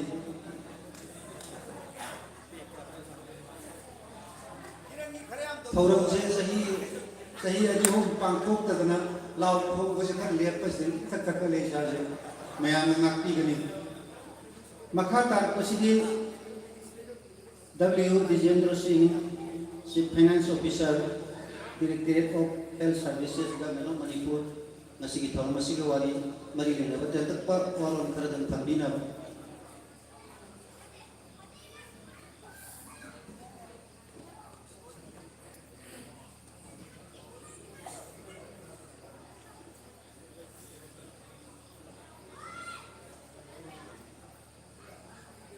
ngasi Oktober di tang tarik lumit akhabu lumit ani ini saya dikhe lumit asigi sing le laba function asida ayu sarik ya view hagna takbir pidama paramasi ku sindi lambi diba kulum ku ha metada anya kumzari sai loyana Yasigi, that is the length Miliba, Matamas Peter Flamina, Section Zeraga, Tanzagasu, Chief Guest, President, Guest of Honor, PISP, Degree Pangaba, Hazard, Sri Tampamali, Mayam Oza. अदुबु गुरुना अजरगे राइबसो लेंगी रतिबा इंदिरुबा पाइतराबु अइना मुखन लेकाई तुमको से मतनुसे याम तेले lossy हो होगलो मतंगा आई याबा तेन Haris tension Nasagi nasi ai ta ta sa men di sejauh yang ni mai thảo ni ule mana nasai ai pick to bola ko sipu amad mana ai pick to bola am dai mana mala di somewhere paro kai paro ta di ma um di siam sa ta ai pick to bola am dai mana dengan si je he hong ko ga nasai keynote address to welcome address to hai ke ro ta ko su di function yam jam ai di mana lo di la asu kun da ai di function lai ai di function lai am di dai na Nawi suara dari ada lagi mana beri nama dia yang satu ni Michelle Gates. Ada kemarin tu ada pesan lagi tahu ni ya mungkin sudah hafal. Ada mana lah ni ai kejen saja history lor puni history satu ni history perata lah puni ni kiri dia orang ni dia juga history yang sama-sama ini semua itu seroji. Nasai keynote address kita macam dah ini sudah dah pergi yang bah suruna hari kita dah COVID ki macam kerana lihat pun COVID ki ni boleh pergi semua function kita ni semua asisi lebih ada lagi lihat apa ama second possibility amana high organisasi fund lagi apa ini kita juga fund lagi bagi drive lagi ama mana chances ko ini pun orang pun dia hari cuma the fund like apa lagi ini mana waktu hari sikit ko nama ini jaga kita Maksud saya nak belajar juga office ahum ni, lagi sudah ada macam itu CFO health tentang ini. Another office ahum ani ni mungkin belajar. Anu ini mana dah office ama hajar kita. Aku ini MS ada lagi. Yang kita aku ini bangsa institut ada bangsa. Ada asal sudah aku ini Asi office ka sangli ga kalam bawa kalam ba alagi office ka article sa ni sang ka matun sa chala ko wasan ta anu kena ba ai kitang thamzeran tamai to ge da ai koi ki number 1 akoi na yan an ba koi na finance services sang ko matun da tai taram ki wa diwali ni koi je di center de ki lakwa so ko so mudi si se ꯑꯩꯈꯣꯏꯗ ꯁꯦꯟꯇꯔꯗꯒꯤ minister ꯂꯥꯛꯑꯦ ꯈꯜꯂꯣ ꯃꯥꯒꯤ ꯀꯩ ꯑꯋꯥꯠ ꯑꯄꯥ ꯁꯦꯀ꯭ꯌꯨꯔꯤꯇꯤꯗ ꯀꯩ gaps ꯂꯩꯒꯦ ꯑꯗꯣ ꯑꯩꯈꯣꯏꯅ ꯂꯥꯏꯕ ꯑꯣꯐꯤꯁꯥꯔ ꯑꯗꯨꯃꯥꯏꯅ ꯍꯥꯏꯕꯅꯤ ꯑꯗꯨꯒꯨꯝꯕ ꯗ꯭ꯌꯨꯇꯤꯗꯨ ꯇꯥꯕ ꯃꯇꯝꯁꯤꯗ ꯁ꯭ꯇꯦꯠ ꯃꯣꯏꯁꯤ ꯁ꯭ꯇꯦꯠ ꯚꯤ.ꯑꯥꯏ.ꯄꯤ ꯍꯥꯏꯔꯒ ꯑꯗꯨꯃꯥꯏꯅ ꯈꯪꯅꯩ ꯃꯈꯣꯏꯒꯤ ꯏꯚꯟ ꯂꯩꯒꯗꯧꯕ ꯀꯥꯗꯨꯕꯨ ꯑꯩꯈꯣꯏ ꯁꯦꯅꯤꯇꯥꯏꯖꯦꯁꯟ ꯇꯧꯕ ꯀꯥꯏꯅ ꯑꯩꯈꯣꯏꯅ ꯇꯧꯔꯒ ꯌꯥꯝ ꯆꯦꯛꯁꯤꯟꯅ ꯑꯗꯒꯤꯗꯤ ꯂꯥꯏ ꯐꯥꯎꯗ ꯑꯩꯈꯣꯏꯒꯤ ꯚꯤ.ꯚꯤ.ꯑꯥꯏ.ꯄꯤꯅꯤꯅꯀꯣ ꯑꯗꯨꯃꯥꯏꯅ ꯇꯧꯔꯒ ꯌꯥꯝꯅ ꯏꯝꯄꯣꯔꯇꯦꯟꯁ ꯂꯩꯔꯒ ꯄꯤꯔꯛꯄ ꯃꯇꯝꯁꯤꯗ ꯑꯥꯗ ꯀꯜꯆꯔꯒꯤ ꯑꯇꯣꯞꯄ ꯄꯣꯠ ꯑꯃ ꯊꯦꯡꯅꯩ ꯌꯥꯏꯕꯤꯔꯥꯛꯄꯁꯦ ꯌꯥꯏꯕꯤꯔꯥꯛꯄꯁꯤꯗ ꯁ꯭ꯇꯦꯠꯀꯤ ꯑꯩꯈꯣꯏꯒꯤ ꯔꯤꯁꯦꯞꯁꯟ ꯁ꯭ꯇꯦꯠ ꯗꯤꯟꯅꯔ ꯍꯥꯏꯂꯤ ꯑꯣꯏꯅ ꯇꯧꯕ ꯐꯪꯁꯟ ꯑꯃ ꯑꯣꯏꯅ ꯄꯥꯡꯊꯣꯛꯏ ꯑꯩꯈꯣꯏ ꯁ꯭ꯇꯦꯠꯅ ꯂꯣꯟ ꯇꯧꯕ ꯑꯗꯨꯒꯤ ꯌꯨꯖ꯭ꯋꯦꯜꯂꯤ ꯑꯩꯈꯣꯏꯅ ꯇꯧꯕ ꯍꯣꯇꯦꯜꯁꯤꯡ ꯄꯥꯡꯊꯣꯛꯏ ꯄꯥꯡꯊꯣꯛꯄꯁꯤꯗ ꯑꯩꯈꯣꯏꯒꯤ ꯅꯥꯠꯇ ꯍꯩꯔꯕ ꯍꯥꯏꯇꯥꯔꯦꯀꯣ ꯑꯩꯈꯣꯏꯒꯤ ꯀꯜꯆꯔꯗ ꯄꯨꯛꯅꯤꯡ ꯊꯤꯟꯕ ꯍꯩꯔꯕ ꯑꯩꯈꯣꯏꯒꯤ ꯖꯒꯣꯏ ꯁꯥꯕ ꯍꯩꯔꯕ ꯑꯗꯨꯒꯨꯝꯕ ꯃꯌꯥꯝꯁꯤꯡꯗꯨ ꯄ꯭ꯂꯦꯠꯐꯣꯝꯁꯤ ꯊꯣꯛꯂꯀꯥꯟꯁꯤꯗ ꯖꯒꯣꯏ ꯁꯥꯏ ꯎꯠꯂꯤ ꯌꯥꯝꯅ ꯐꯖꯩ ꯁ꯭ꯇꯦꯠꯀꯤ ꯂꯦꯚꯦꯜꯗ ꯑꯩꯈꯣꯏꯒꯤ ꯃꯃꯤꯡ ꯄꯤꯕꯤꯔꯝꯃꯒꯅꯤ ꯌꯥꯎꯕꯁꯨ ꯌꯥꯎꯔꯝꯒꯅꯤꯀꯣ ꯑꯗꯨꯗ ꯍꯥꯏꯂꯤ ꯑꯣꯏꯅ ꯉꯛꯑꯦꯕ ꯂꯥꯛꯏꯕ ꯚꯤ.ꯑꯥꯏ.ꯄꯤꯁꯤꯡꯅ ꯉꯛꯏ ꯑꯗꯨꯒ ꯑꯩꯅ ꯍꯪꯉꯦ ꯃꯣꯏꯁꯦ ꯀꯃꯥꯏꯅ ꯇꯧꯒꯦ ꯃꯣꯏꯗ ꯍꯥꯏꯂꯤ ꯐ꯭ꯂꯦꯛꯁꯤꯕꯜ ꯌꯥꯎꯋꯦ ꯁꯝꯇꯥꯏꯝꯁ ꯑꯗꯨꯒ ꯃꯣꯏꯁꯦ ꯀꯅꯥ ꯑꯣꯏꯔꯒꯦꯗ ꯄ꯭ꯔꯣꯐꯦꯁꯔ ꯑꯗꯒꯤ ꯑꯦꯁꯤꯁꯇꯦꯟ ꯄ꯭ꯔꯣꯐꯦꯁꯔ ꯌꯥꯝ ꯆꯥꯎꯔꯕꯖꯥꯠꯅꯤꯀꯣ ꯑꯩꯈꯣꯏꯅ ꯃꯇꯨꯡꯗ ꯌꯥꯎꯔꯝꯃꯤ ꯖꯒꯣꯏ ꯁꯥ ꯄꯨꯡ ꯊꯤꯟꯕ ꯀꯥꯏꯅ ꯄꯨꯡ ꯊꯤꯟꯕ ꯍꯥꯏꯇꯥꯔꯦꯀꯣ ꯄꯩꯁꯥꯗ ꯄꯨꯡ ꯊꯤꯜꯂꯒ ꯑꯗꯨꯒ ꯃꯣꯏꯒꯤ ꯒ꯭ꯔꯦꯠ ꯄꯦ ꯍꯥꯏꯇꯥꯔꯦ 6-7 hour ꯒ꯭ꯔꯦꯠ ꯄꯦꯗ 14-13 ꯄꯦ ꯕꯦꯛ ꯃꯥꯅꯒ ꯇꯧꯔꯒ ꯑꯗꯨꯝ ꯌꯥꯎꯗꯦ ꯉꯛꯑꯦꯕ ꯑꯥꯗ ꯀꯜꯆꯔꯗ ꯑꯩꯈꯣꯏꯅ ꯏꯁꯩ ꯁꯛꯄ ꯍꯥꯏꯔꯒ ꯒꯨꯔꯨ ꯑꯩꯈꯣꯏꯒꯤ ꯒꯨꯔꯨ ꯂꯩꯔꯤ ꯒꯨꯔꯨꯁꯤꯒꯤꯁꯨ ꯑꯩ ꯇꯥꯛꯆꯒꯦ ꯏꯁꯩ ꯁꯛꯄꯅꯤ ꯍꯥꯏꯔꯒ ꯀꯥꯟꯅꯗꯦ ꯑꯅ ꯈꯟꯕꯤꯕ ꯇꯧꯕꯤꯒꯅꯨ ꯑꯩ ꯁꯦꯡꯅ ꯀꯅꯥꯒꯨꯝꯕ ꯑꯃꯒꯤ ꯀꯅꯥꯒꯨꯝꯕ ꯃꯔꯨꯞꯄꯒꯤ ꯋꯥ ꯅꯠꯆꯗꯦ ꯏꯪꯂꯤꯁꯀꯤ ꯑꯣꯖꯥ ꯑꯣꯏꯔꯒ ꯏꯪꯂꯤꯁ ꯉꯥꯡꯗꯅ ꯁꯨꯝ ꯂꯩꯕ ꯃꯇꯝꯗ ꯉꯁꯥꯏꯒꯤ ꯃꯄꯥꯟ ꯊꯣꯛꯂꯛꯄ ꯃꯇꯝꯗ ꯏꯕ ꯌꯥꯝ ꯍꯩꯕꯀꯣ ꯃꯄꯥꯟ ꯊꯣꯛꯂꯛꯄ ꯃꯇꯝꯁꯤꯗ ꯏꯪꯂꯤꯁ ꯉꯥꯡꯕ ꯍꯩꯇꯕ ꯀꯝꯃꯨꯅꯤꯀꯦꯠ ꯇꯧꯕ ꯍꯩꯇꯕ ꯃꯤ ꯊꯦꯡꯅꯕ ꯌꯥꯎꯋꯦ ꯑꯗꯨꯕꯨ ꯉꯁꯥꯏꯒꯤ ꯄꯨꯡ ꯊꯤꯟꯕꯅꯤ ꯍꯥꯏꯔꯒꯁꯨ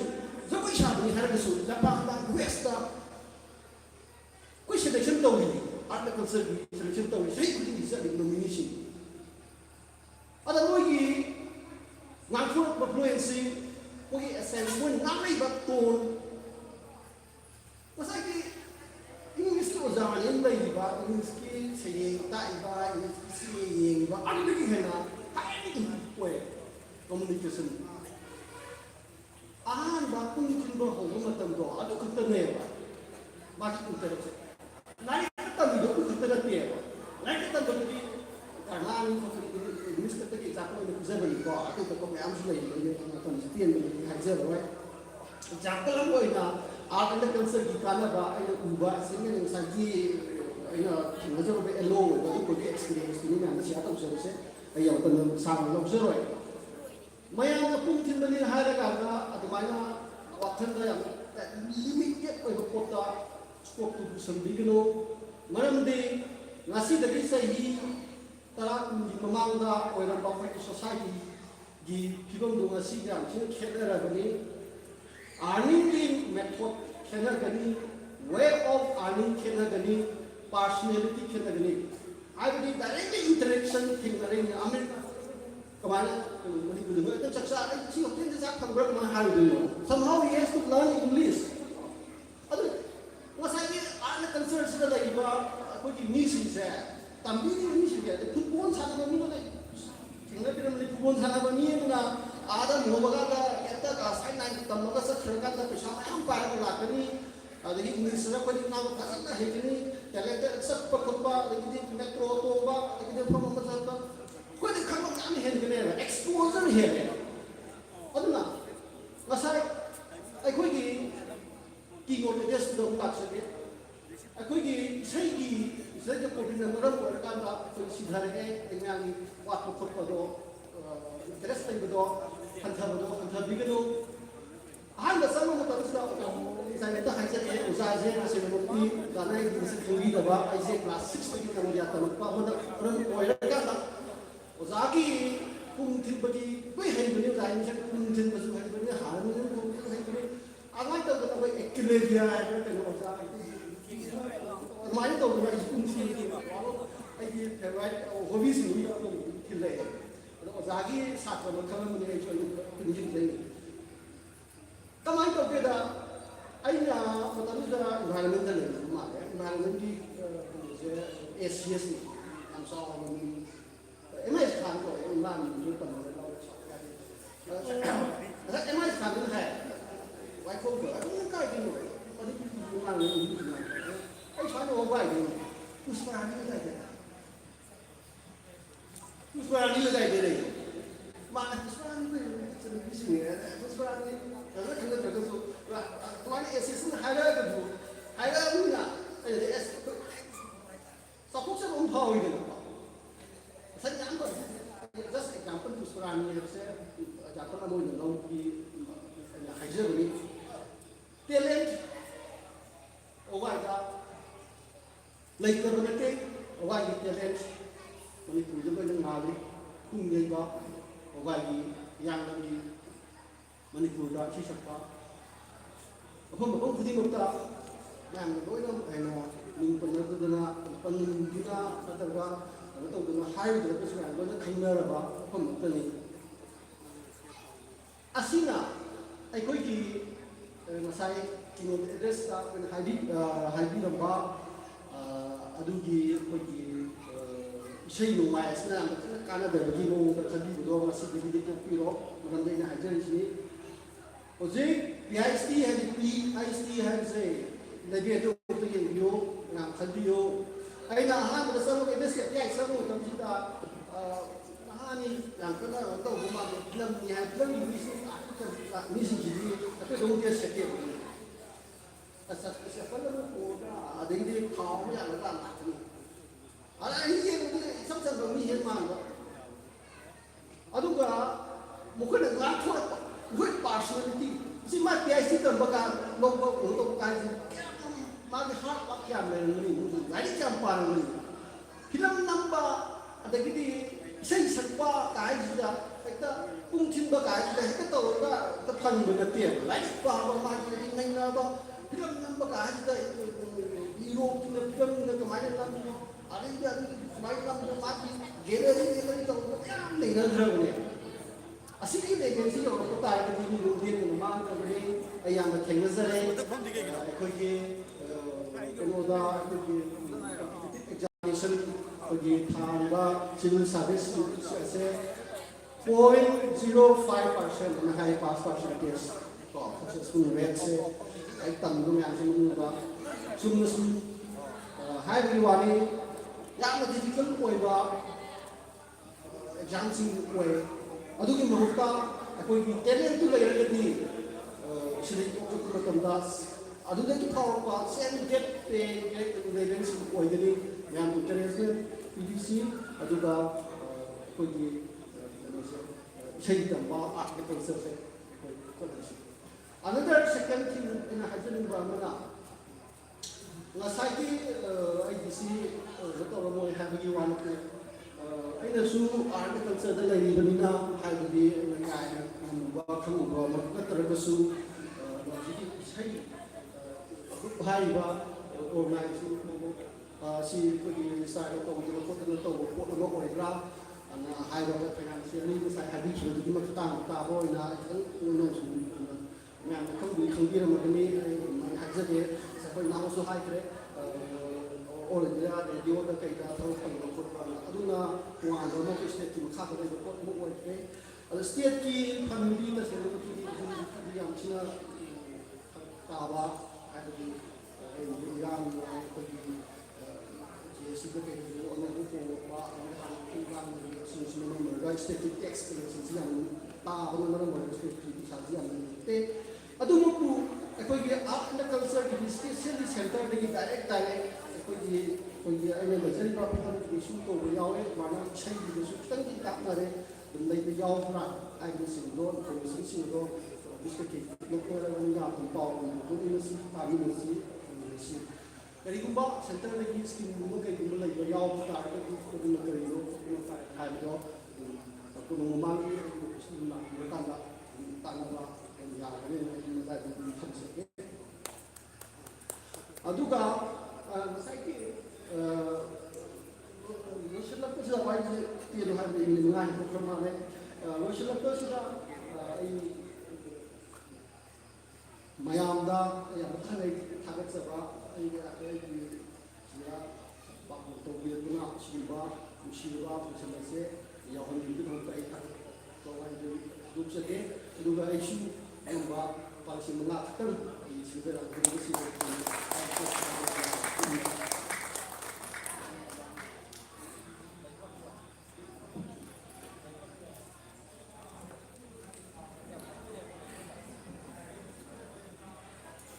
ꯊꯥꯒꯠꯆꯔꯤ ꯑꯩꯈꯣꯏ ꯃꯈꯥ ꯇꯥꯕ ꯊꯧꯔꯝ ꯆꯠꯊꯖꯗ꯭ꯔꯤꯉꯩꯗ ꯃꯁꯤꯒꯤ ꯒꯦꯁ ꯑꯣꯐ ꯑꯣꯅꯔ ꯑꯣꯏꯅ ꯂꯦꯡꯁꯤꯟꯕꯤꯒꯗꯕꯁꯤꯒꯤ ꯃꯅꯨꯡꯗ ꯍꯧꯖꯤꯛꯇ ꯂꯦꯡꯕꯤꯔꯛꯄ ꯉꯥꯏꯍꯥꯛ ꯃꯃꯥꯡꯗ ꯂꯦꯡꯕꯤꯔꯛꯄ ꯃꯃꯜ ꯌꯥꯝꯂꯕ ꯊꯧꯔꯝ ꯑꯁꯤꯕꯨ ꯌꯥꯝꯅ ꯃꯔꯨ ꯑꯣꯏꯅ ꯂꯧꯕꯤꯗꯨꯅ ꯏꯁꯥꯒꯤ ꯑꯁꯤꯒꯨꯝꯕ ꯀꯌꯥ ꯀꯥꯏꯊꯣꯛꯄꯤꯔꯒ ꯊꯦꯡꯂꯕꯁꯨ ꯊꯦꯡꯅ ꯉꯥꯏꯍꯥꯛꯇꯪ ꯌꯥꯎꯗꯕ ꯌꯥꯗꯦ ꯍꯥꯏꯅ ꯂꯥꯛꯄꯤꯔꯤꯕ ꯈꯪꯅꯖꯔꯤꯕ assistant audit officer AG governor of Manipur Shri M. Tikendrajit Singh ꯑꯩꯈꯣꯏꯅ ꯊꯝꯖꯔꯤꯕ ꯇꯤꯀꯦꯟꯗ꯭ꯔꯖꯤꯠ ꯃꯩꯇꯩ ꯑꯩꯈꯣꯏꯅ ꯊꯝꯖꯔꯤꯕ ꯃꯁꯤꯒꯤ ꯊꯝꯐꯝ ꯑꯁꯤꯗ ꯂꯦꯡꯁꯤꯟꯕꯤꯅꯅꯕ ꯏꯀꯥꯏ ꯈꯨꯝꯅꯖꯔꯤꯕ ꯐꯣꯡꯗꯣꯛꯆꯔꯤ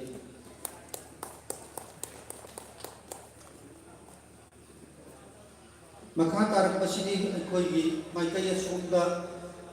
ꯏꯆꯥꯁꯤꯡ ꯁꯪꯒꯤꯠ ꯀꯂꯥꯒꯤ ꯃꯔꯝꯗ ꯊꯣꯏꯗꯣꯛ ꯍꯦꯟꯗꯣꯛꯅ ꯃꯥꯏ ꯎꯠꯄꯤꯔꯕ ꯃꯥꯏ ꯄꯥꯛꯂꯕ ꯑꯗꯨꯒꯨꯝꯕ ꯑꯣꯖꯥ ꯑꯃ ꯑꯣꯏꯅ ꯉꯁꯤ ꯐꯥꯎꯕꯗ ꯑꯉꯥꯡꯁꯤꯡ ꯏꯆꯥꯁꯤꯡꯕꯨ ꯁꯦꯟꯅꯕꯤꯔꯤꯕ ꯏꯀꯥꯏ ꯈꯨꯝꯅꯖꯔꯤꯕ ꯑꯣꯖꯥ ꯌꯥꯏꯈꯣꯝ ꯏꯕꯣꯆꯧ ꯄꯨꯛꯅꯤꯡꯒꯤ ꯑꯣꯏꯕ ꯋꯥꯔꯣꯜ ꯈꯔꯗꯪ ꯊꯝꯕꯤꯅꯕ ꯍꯥꯏꯖꯔꯤ ꯑꯣꯖꯥꯁꯤ ꯂꯣꯏꯅꯅ ꯑꯩꯈꯣꯏꯒꯤ ꯇꯤꯀꯦꯟꯗ꯭ꯔꯖꯤꯠꯇ ꯏꯀꯥꯏ ꯈꯨꯝꯅꯖꯔꯤꯕ M. ꯇꯤꯀꯦꯟꯗ꯭ꯔꯖꯤꯠ ꯃꯩꯇꯩꯗ ꯑꯩꯈꯣꯏ ꯂꯦꯡꯒꯥ ꯑꯃꯇꯪ ꯂꯥꯡꯕꯤꯅꯕ ꯑꯣꯖꯥꯁꯤ ꯃꯃꯥꯡꯒꯤ ꯉꯁꯤ ꯄꯥꯡꯊꯣꯛꯏꯁꯤ ꯍꯦꯛ ꯃꯃꯥꯡꯗ ꯄꯥꯡꯊꯣꯛꯈꯤꯕ ꯑꯩꯈꯣꯏꯒꯤ ꯏꯔꯝꯗꯝ ꯁꯤꯁꯤꯞꯂꯨꯞꯀꯤ ꯊꯧꯔꯝ ꯂꯥꯡꯃꯩꯗꯣꯡꯗ ꯄꯥꯡꯊꯣꯛꯄ ꯃꯇꯝꯗ ꯑꯩꯈꯣꯏꯅ ꯏꯀꯥꯏ ꯈꯨꯝꯅꯕ ꯎꯠꯆꯈ꯭ꯔꯕ ꯑꯣꯖꯥꯅꯤ ꯃꯍꯥꯛꯀ ꯂꯣꯏꯅꯅ ꯌꯨꯝꯅꯥꯝ ꯑꯉꯥꯡꯉꯩꯃꯁꯤꯡ ꯂꯝꯖꯥꯎ ꯃꯌꯥꯏ ꯂꯩꯀꯥꯏꯗ ꯂꯩꯕ ꯏꯁꯔꯥꯖ ꯈꯣꯡꯕ ꯑꯗꯨꯒ ꯑꯣꯖꯥ ꯑꯁꯤꯒ ꯑꯩꯈꯣꯏꯅ ꯏꯀꯥꯏ ꯈꯨꯝꯅꯕ ꯃꯃꯥꯡꯒꯤ ꯆꯍꯤꯗ ꯄꯥꯡꯊꯣꯛꯈꯤꯕ ꯁꯤꯒꯨꯝꯕ ꯅꯨꯃꯤꯠ ꯑꯃꯗ ꯏꯀꯥꯏ ꯈꯨꯝꯅꯕ ꯆꯠꯈ꯭ꯔꯕꯗꯤ ꯂꯦꯡꯁꯤꯟꯕꯤꯔꯛꯀꯅꯤ ꯑꯣꯖꯥ ꯏꯕꯣꯆꯧ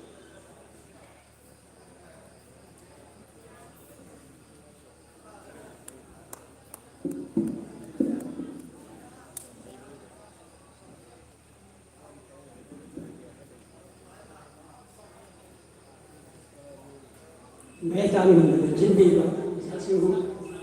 불렀었나 그런데 미리 봤다니 미리 봤고 무슨 그런저가 세기 말합니다. 일단 하이제리야. 이 세기 자무 올라가니나. 아이씨 이 세기다 미더라. 불시 아이는 미리 세시 아난신들이 배샤를 기르줄게. 모이 이세 잡고 모이 기가더니 이런 말이야. 아들이 더욱더 그런 아난신 소고로 세이면 남자도 원수 싸움을 했어. 이세기 말한다. 아이나 다와야나 배샤 놓고 먹기 담비가 모이 잡고 모이 그리 모이 기가는 하르가디. 아이 세기 안로 밤을 하고 아이 세기 그리 넘기디. 이세 잡고 잡기디. 아이 나이로 걸려. 아이 나이로 고를 버리다니까 다방 수가 수야디. अदु थबक शुगर को कुछ ऐसे ले ली अदु इसे ये तो कितना थी पानी करी पानी बा इसे हाय कैसे ना कोई वैसे करी दो रखे हम लोग आई ना हाय को तो वास है इसे ये वैसे सब हाय को कोन मैं वो तो पाऊं ये भी नुक्सी ना बता यार कसु नुक्सी ना बता इसे ये वैसे सब पाऊं ये भी माना apa हाय को मतलब अंगांग ना निगाई तो कसु इसे ये वैसे हाय का निगाई तो तो वन बना 이제 아이는 어디서 그것이다 와는 그렇게 paujen pibam amani aduga karido ko paujen piba karido tani ni bahal ise sida ya kontak tarang itu saya betare british hor manga pulla kau ko kontak ko traga taru kaidong naraga ahum tholo khano ka trai thang tara ni toina sura si sen bani sei si si bani thang tara ni sura si na tari kunama sumbi habde ni ye khoje hamoi kan bani atubo isei ko de de sumbi sida junate tari ba akwai ke lilla harsi ko kan bad na gara ko ma linje he lai ai na phongi ma to akwai ke lilla lai ma to le na gara ko na pa adum lai ai na phongi tam ta na gi le sa de le te phongi ma to a ru na gi ko ma adu phongi ma tam da adum le lai ani mu ram sure la ai na phongi tam da lai ana pa da ge mu sa cuma isei ke chumba je jinju sumi ko ada wiju sumi ko wiju inata inara le jaga sila kai pa isei pa lu pasi wiji wiji je jaga di hete moi la phu me ko isei sa ko na samu da phu adu le moi pai de jaga sila isei pa me pasi wiji wiji isei pa me ka de ge mo le ne ko moi jo ama pa mo wa ga moi jo pa je ni ba ko ko sa mà cũng là mới là tội cái gì, sao mình cũng có thể tăng lên cái gì, ở đó sống chân nóมีเหตุผลโอ้ยบ้าวิ่งน่ะป่านสิใช้ก็ปอบอย่างพี่ก็พูดเหมือนกันไม่รู้ที่ทุบตีชุ่มไปนี่ใช่ใช่ไหมใช่ใช่ไปใช่มันต้องบอกไอ้ปอบอย่างมันไม่บ้าว่าบ้าตายไม่ใช่ไม่ใช่ถ้าเราช่วยกันก็สั่นเลยบ้าตัวเราบ้าล้านตัวเราบ้าดีละใช่ก็ไม่นะแต่ตาใช่กันก็ปอบจะใช่ปอบปีนี่มันอันนี้ใช่ก็ปอบปีใช่ยังอยู่ไงเราตายนี่ตัวนั้นนี่ชิ้นนั้นก็กี่ชิ้นนะตายก็ไม่กี่ชิ้นนะส่วนละส่วนละชิ้นนะนุ่งไอ้ก็กี่ชิ้นเอาว่ากี่ชิ้นกับก็กี่ชิ้นใช่ยังจะตัวนั้นอะดูว่าไอ้ใช่ความจะรู้ก็อะดูนะอะดูว่าไอ้มุ่งที่ประชาชนไอ้คนสิ่งละประชาชนมันสุดตรงนี้อันนั้นจริงก็ที่ทำให้ที่บ้านมุ่งให้ที่บ้านไอ้ที่รู้สึกใช่ใช่เรื่องที่ต้องนุ่งไอ้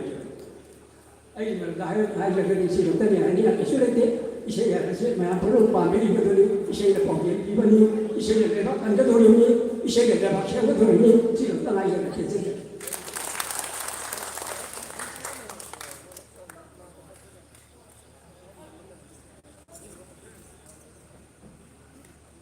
ถ้าเกิดเสียงใจไม่ต้องก็อาจารย์มันสิเขาก็ตัวบิรักที่บ้านตักปีกันบิรักที่บ้านชาสิงไม่รู้สิ่งที่มันได้Hauji hauji mak legam yang kham biri bi igrom pusparani azagi satrini aduga hauji aduga loina na lamai dong gi Praneshwari Rangani Kirtan atoi Vishwabharati University Kolkata da hauji mahak thabak tawna leiri duga tokba ai người sinh giờ đó khởi sự lấy cái đó là cái đó là cái mà mathematics ra đó ai coi như xoay đó vi đó không vi đó cái doctor को मन भी सही नहीं मिले तो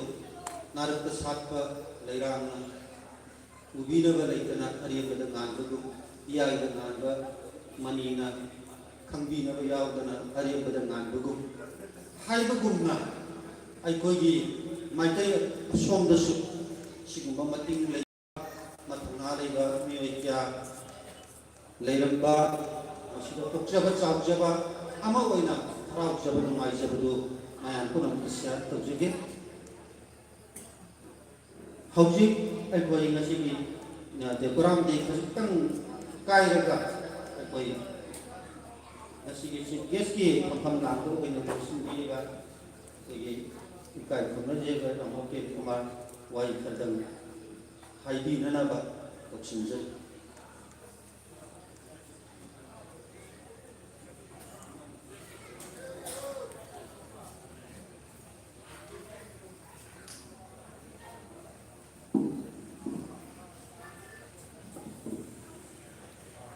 नमतदा ayang le mai ma bu kurum jari de kai dana nei ba ai thoi dok pa hai ni ngai nei jade ayam da mamang da ta mayam am na yam na mari mar sumba wa phong kaya tambi gare iram dam sai sai yukti ꯉꯁꯤꯒꯤ ꯇꯔꯥꯒꯤ ꯅꯤꯊꯣꯏꯔꯛ ꯁꯨꯕ foundation ꯗꯦꯒꯤ ꯂꯦꯡꯕꯤꯔꯤꯕ ꯃꯌꯥꯏ ꯇꯥꯡꯕꯟꯗ ꯂꯦꯡꯁꯤꯟꯕꯤꯔꯤꯕ ꯈꯨꯗꯤꯡꯃꯛꯄꯨ ꯑꯃꯃꯝꯗ ꯑꯣꯏꯅ ꯃꯤꯡ ꯄꯟꯖꯗ꯭ꯔꯕꯁꯨ ꯑꯩꯅ ꯏꯀꯥꯏ ꯈꯨꯝꯅꯕ ꯎꯠꯆꯔꯤ ꯅꯣꯛꯆꯔꯤ ꯂꯣꯏꯅꯅ ngasi legi reiba pidi ngopiso kai puno bisari aise iramdam saisal luki foundation member ma du ojai he khago kadagi ngasi baw dum yaujai ai ni thaujina takki ai ma program jigi sin bada sathok chasin bi maramda ai se kitang ai sin ba ma leida yaw ko ko kara namjadre Maramudana, saya selalu kita kamu sunat pergi ni anak anje. Aidi masih je, dah dah pagi, ikut lagi sepote. Aidi sanu pagi, magi mingga, magi mohon selalu pagi. Aidi saya selalu kita member mana lagi sepote. Aduh masih outside dah, apa magi lagi bagi. Aidi pagi ada pagi. अदुबो मसीगी live इच्छा से नाव सुना एलेहन के नुसले याम फजना UPI करे मथंग दसु district level the तौरगा याम साव न उत्पंगम्बा इने बिरमु बिना बियो हाय वापन जी हमजगे अदे थिगोमा गांजर याम सी याम थे ग्रे पाल यो तो को मा तो ओइना तौने अदो आइगे साइड तगी सानो पागी साइड तगी मसीगी और juga mari lainana lupa lising mga katang ay donation tau sa ay wa pun hamjar ka isa kini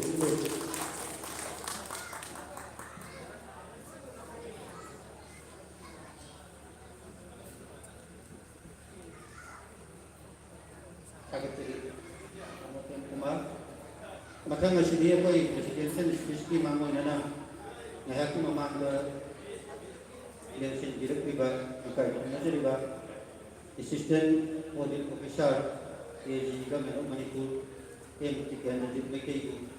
और मशीन के मनी लेने को वाहिनी में जब फंडी ना लगो पैसेंजर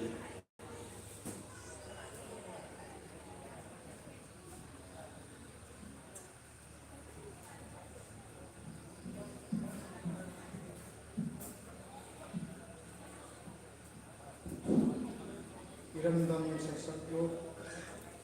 मणिपुर कच्चिंग डिस्ट्रिक्ट की तरा निफिर सुबह फाउंडेशन में मरी लेना इसी दायरे से मशीन ले बा सब मायरवा इनको इना रोइना सही सल्टी कैटन गुचरी इना नसीगी शमसिबु इंगी रेबा अंत नसीगी सिजरबा इसी ना पाइपल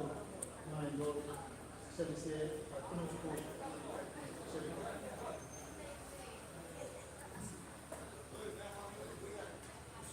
आर्टल कल्चर से ममांगा गांधी की रोशन दसु बड़ी कीमत रखना गिरंदे आर्ट कल्चर यावतना अईगी अमीबा अईगी अपांबा अईना खली से करी मानसी कोंतो को वागा तसेंग मगदी आर्ट कल्चर से मी मदा मागी मागी पिको चरपा तोंगान तोंगान बा आर्ट को ममन अदुम लई कना वखरन इसाई दे हिने कना वखरन ड्रामा दे हिने कना वखरन फगी जुगाई तो दे हिने कना वखरन सरियक दे हिने कना वखरन जरूर दे हिने तोंगान तोंगान बा लई बा आफो मयाम सेगी अमा नतगा अमा दा मागी अवाबा नुंगाइबा अदु शेयर तो पंगमद्रगदी तसेंग मकी ओइनदी मियोय मोयबदा खजिकक मगुल लमा वाले हाइना थाइन बि होना पाइबो सुन लौरे लाकने इसै सुपाम पामदबा मी अमसु लेरते याय अदुगो इरुजब संगम मतमदली ngan de sudung ngamdui adu mayamna batum singing na harga dum tawi ai samak sungaire sai di pamjai sakpada de bai hirjade adana surta dorina masi marum da phamaga yeng bi sakka oiraga lakse stage karaga sai sakpada masagi na peda ithor basi yauramdre do mayam pulaga wari hotai saba karimna topic amada discussion tawba ꯑꯩꯒꯤ ꯈꯪꯖꯔꯨꯕ ꯍꯩꯖꯔꯨꯕ ꯅꯣꯂꯦꯖꯁꯤꯡꯗꯣ ꯑꯩꯒꯤ ꯂꯧꯁꯤꯡ ꯒ꯭ꯌꯥꯟꯁꯤꯡꯗꯣ ꯃꯌꯥꯝꯗꯨꯗ ꯑꯩꯅ ꯁꯔꯨꯛ ꯈꯤꯇꯪ ꯌꯥꯕ ꯉꯝꯕꯒꯤ ꯑꯗꯨꯒꯨꯝꯕ ꯊꯧꯅꯥ ꯈꯔꯗꯨꯗꯤ ꯑꯩꯉꯣꯟꯗ ꯄꯤꯕꯤꯔꯝꯃꯤ ꯑꯗꯨꯒ ꯖꯒꯣꯏ ꯁꯥꯕ ꯏꯁꯩ ꯁꯛꯄ ꯗ꯭ꯔꯃꯥ ꯌꯥꯎꯕ ꯑꯇꯣꯞ ꯑꯇꯣꯞꯄ ꯑꯥꯔꯠꯀꯤ ꯐꯣꯔꯝꯁꯤꯡꯗꯨꯗꯤ ꯑꯩꯒꯤ ꯁꯔꯨꯛ ꯊꯨꯡꯕꯤꯔꯝꯗ꯭ꯔꯦ तसेंगमकी ओइना थेंजलाबनिना याम कुइना अइगी अपांबा अनिंबा अदुगा अइमोंदा फाउजेरबा खरसी यामना मरि चुमना दरि लैजर रोइगे कइगुना हागा ममांगा हाइबी गिलोजिनसु अदुम मथंग मथंग मरि चुमना थमिरमगने न खंजै अइगी तसेंगमकी दे आदना कल्चर गी लबिस देदा यामना थोदो होना खंजबा हैजबो नसदे थेंजलाबनिना मतलब इरौलौदबीदा अगी साइडगेसो इरमदम सेक्सलुक्ता अई अंगम खितंग लुपा लिसिंग मंगादं मतें तौजरमगे तोदो जाउना ओरो हिरनो खंजै पुनमको अमुका हन खुरमजै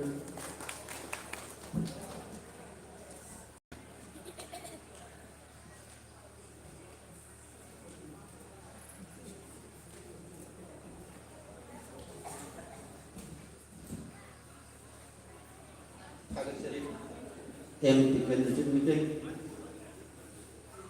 presiden di baron amdimiti mangun mana sian di mati panggil ke yo terdeng mayang da kangen jadi ngasai mamang da tok seperti di makada Dr. Kiran Kumar Bapak Singanga masih dai sendiri ba Jitan Kumar Bapak Singanga masih dai sendiri ba W Dijendro Bapak Singanga Ren Kumar Singh Bapak Singanga M Romesh GRS Wabai Mereka Bapak Singanga Elambun Sanjit Kumar SO Tiangan Mayalikai Bapak Singanga LTDM Bapak Singanga M Net Secretary Amtobi Dibailai Universiskun Wabai Langkai Bapak Singanga M ini assistant Pak Samanga Lenana M Kendra Maitai Hojikta spesifik ramba menjadi kena Pak Manga Asumna Madian Togir tiba pun nama pun dalam percaya pun bagi Maitai jadi Makoi tunggu pun sudah hendak sahabat kenungai ba soalnya tidak dirasa hanya pengikat maka tarik pada ngasih presiden disebut oleh pimpinan kita terpaksa menjadi Elangmon Syam Sundar Singh Presiden Isyaidok Kamanipu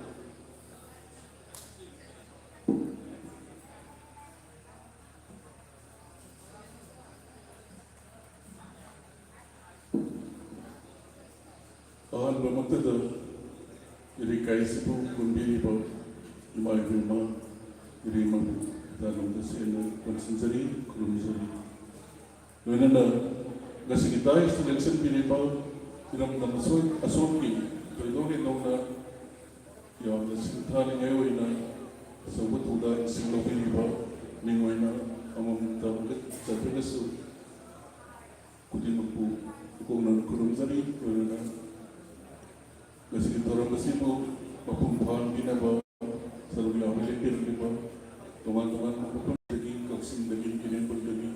atau kaksin distrik teman-teman maupun sendiri lebih lebih berkait dengan zariwa lain dulu alamat baik itu mungkin ikut mana kolom zari nasi merah tadi nomini merah husu nomini yang ada apa nomini atau na aku ingin nasi sirkes lebih kata bahawa kait dengan zariwa Profesor Samba Husi aku ingin nasi Thorun masih yang ini nama hajabu matanda mahana mahal namitugi thorun mani hano mahana sirkesu ikinena atau thorun mani tu hana lapsa lagale ramai thorun mamana Manipur dramatic ini bola faktor kada bah begini merah hum songga mati ni thorun mama atau pamana masalah uji pubiri bah dana manzuri university woi bapun selama adulah यार का निपुण तब कि मतुम का याव यार का याव से ये ना मैं तो अपने सिस्टम केस की बातों में आपसे की बनी तो डायरेक्टली बना टाइम से बुलाए से कोई इलेक्शन को तंत्र सबसाना हो बुनुम दबा बरुम खरदगी केंद्र बन्ना वरपी आई को पावती लिंबेरपी अदुगा तो पकना गेसो ऑर्डर का हफ्सबा कोई प्रोग्राम गुरीन को से फाइनेंस ऑफिसर फेरो टेक्सटाइल्स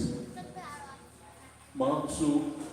स्टेट की ठाक पंथई पर मेरा हों सोंगी थोरमसी मकोई डिपार्टमेंट ना फोर्स वेल का पंथई अदुना थोरमसी हम यावनी ऐसे इलेक्ट्रिक का पंथई थोरमसी हम यावनी अदुता पीरियड वो ऐसे कच्ची तो थे मैं याव पर कंपनी से के ना तो मैं तो मुझे की प्रोग्राम के इस तो जगह बनी अदु मार्क्सु इलेक्ट्रिक अदुता वो ऐसे नो नसिगी आई पर अब नुमित असित अकोई नकुइना मरक अमा कोविड अमदी कांगू इराम ना मरम ओइरगा कोइना इरमदम से सेलुम का मणिपुर की मपो कुमन थोरम से पांथोक नमदन लाकी अकोइना इकोन कोना पांथोक सकी बसी लामुइदो मन लेकाइदा पांथोक सकी हाइदो थोरम बदुदा इकाइ नजरिबा अकोई मणिपुर पुंबगी बजारे जबतारे Baby Prosperani, Baby Zansal, Mayang Mama Putu Piriba, Oza, Yakobi Basobobo, Iramdam Siseluka, Manipurna, Manipur Mataki Sei, Matanga, Lifetime Excellent Award Pituna, Oza Bokuina, Kai Kunazaki, Nasibatsoza, Bokuina, Daista, Kai Kundaba, Usari. Pedoin dona aku yang woga esi mayamna muksibidana art line na mayamna haidabi aku yang woga esi da nerd circuit ki kamdi matam isai ki kamdi pum isai ki kamdi yamna sabna ibasin hana ipai pugi matam dagi dumak thorak tuna lagi aku ini lagi raba kangnabam bizoi mabe bizoi sri Tawang district के बंद all India radio Imphal की इहाल खाना पास तो हुआ अरुणवा यार इम्फाल की approve artist singer नी मतलब दा अकोई ना ग्रुप की वजह से अकोई की क्वांटम म्यूजिक सेंटर से 1986 तक कुछ लगी हम कोई जब 1996 तक ऑल इंडिया रेडियो इम्फाल की आर्टिस्ट हम हुए ना मतलब सामना रेडियो ने सही किया लेबल नंबर ऐसो मतलब सही किया ब्रॉडकास्ट तो जब भी अदु लाइव की बदली कोई भी अहल कोई वो तभी रखवा हल सिंसे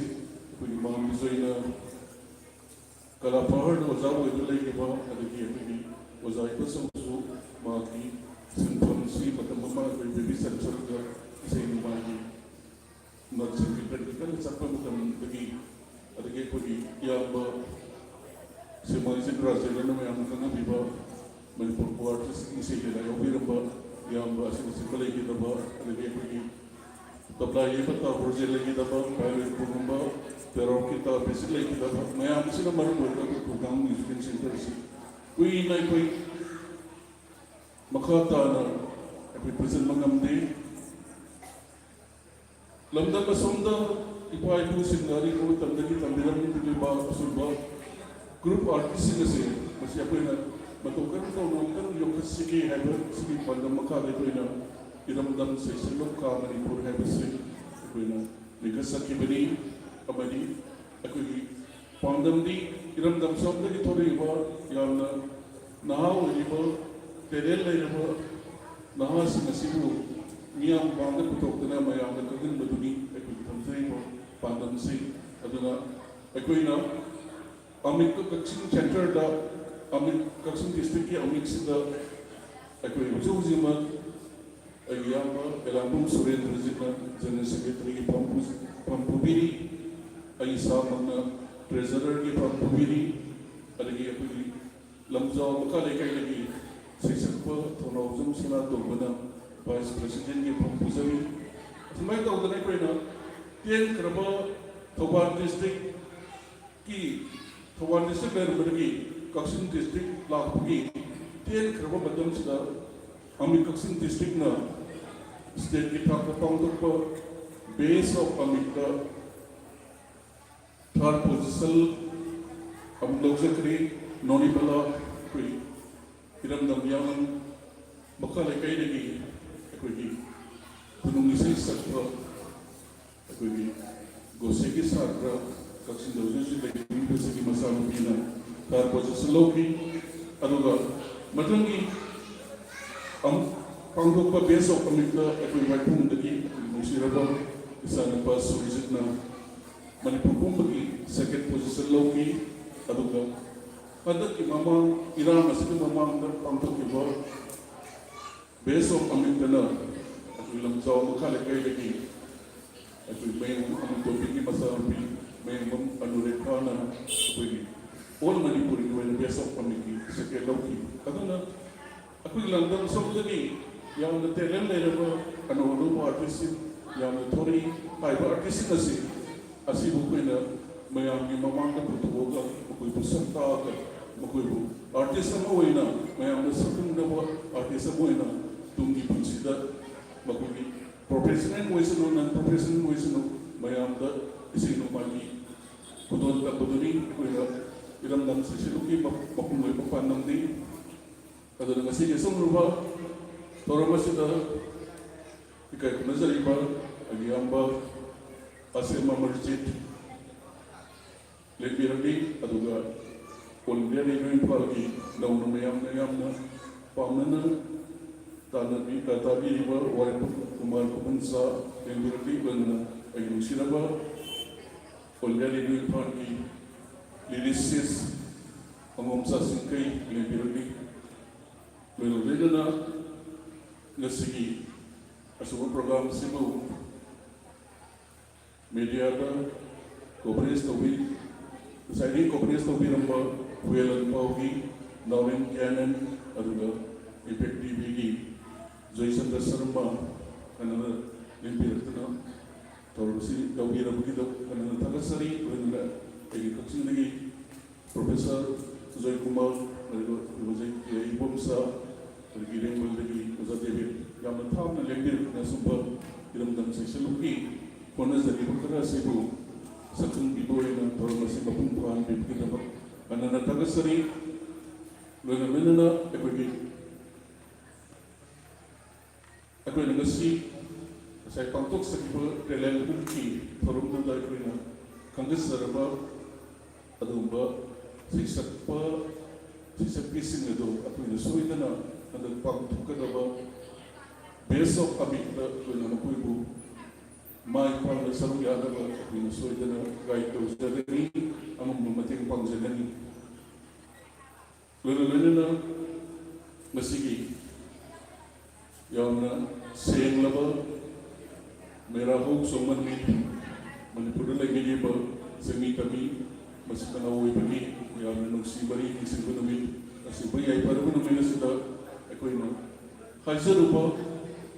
ꯏꯀꯥꯏ ꯈꯨꯝꯅꯖꯔꯤꯕ ꯑꯩꯈꯣꯏꯗ ꯏꯁꯗ ꯂꯦꯡꯁꯤꯟꯕꯤꯔꯤꯕꯁꯤꯡ ꯏꯟꯚꯥꯏꯇꯤꯁꯤꯡꯅ ꯃꯇꯝ ꯆꯥꯅ ꯂꯦꯡꯕꯤꯔꯛꯇꯨꯅ ꯑꯩꯈꯣꯏꯒꯤ ꯄ꯭ꯔꯣꯒ꯭ꯔꯥꯝ ꯑꯁꯤ ꯃꯄꯨꯡ ꯐꯥꯍꯟꯕꯤꯕꯒꯤꯗꯃꯛꯇꯁꯨ ꯑꯩꯅ ꯄ꯭ꯔꯁꯤꯗꯦꯟ ꯑꯃ ꯑꯣꯏꯅ ꯂꯨꯞꯁꯤꯒꯤ ꯄ꯭ꯔꯁꯤꯗꯦꯟ ꯑꯃ ꯑꯣꯏꯅ ꯃꯔꯝꯅ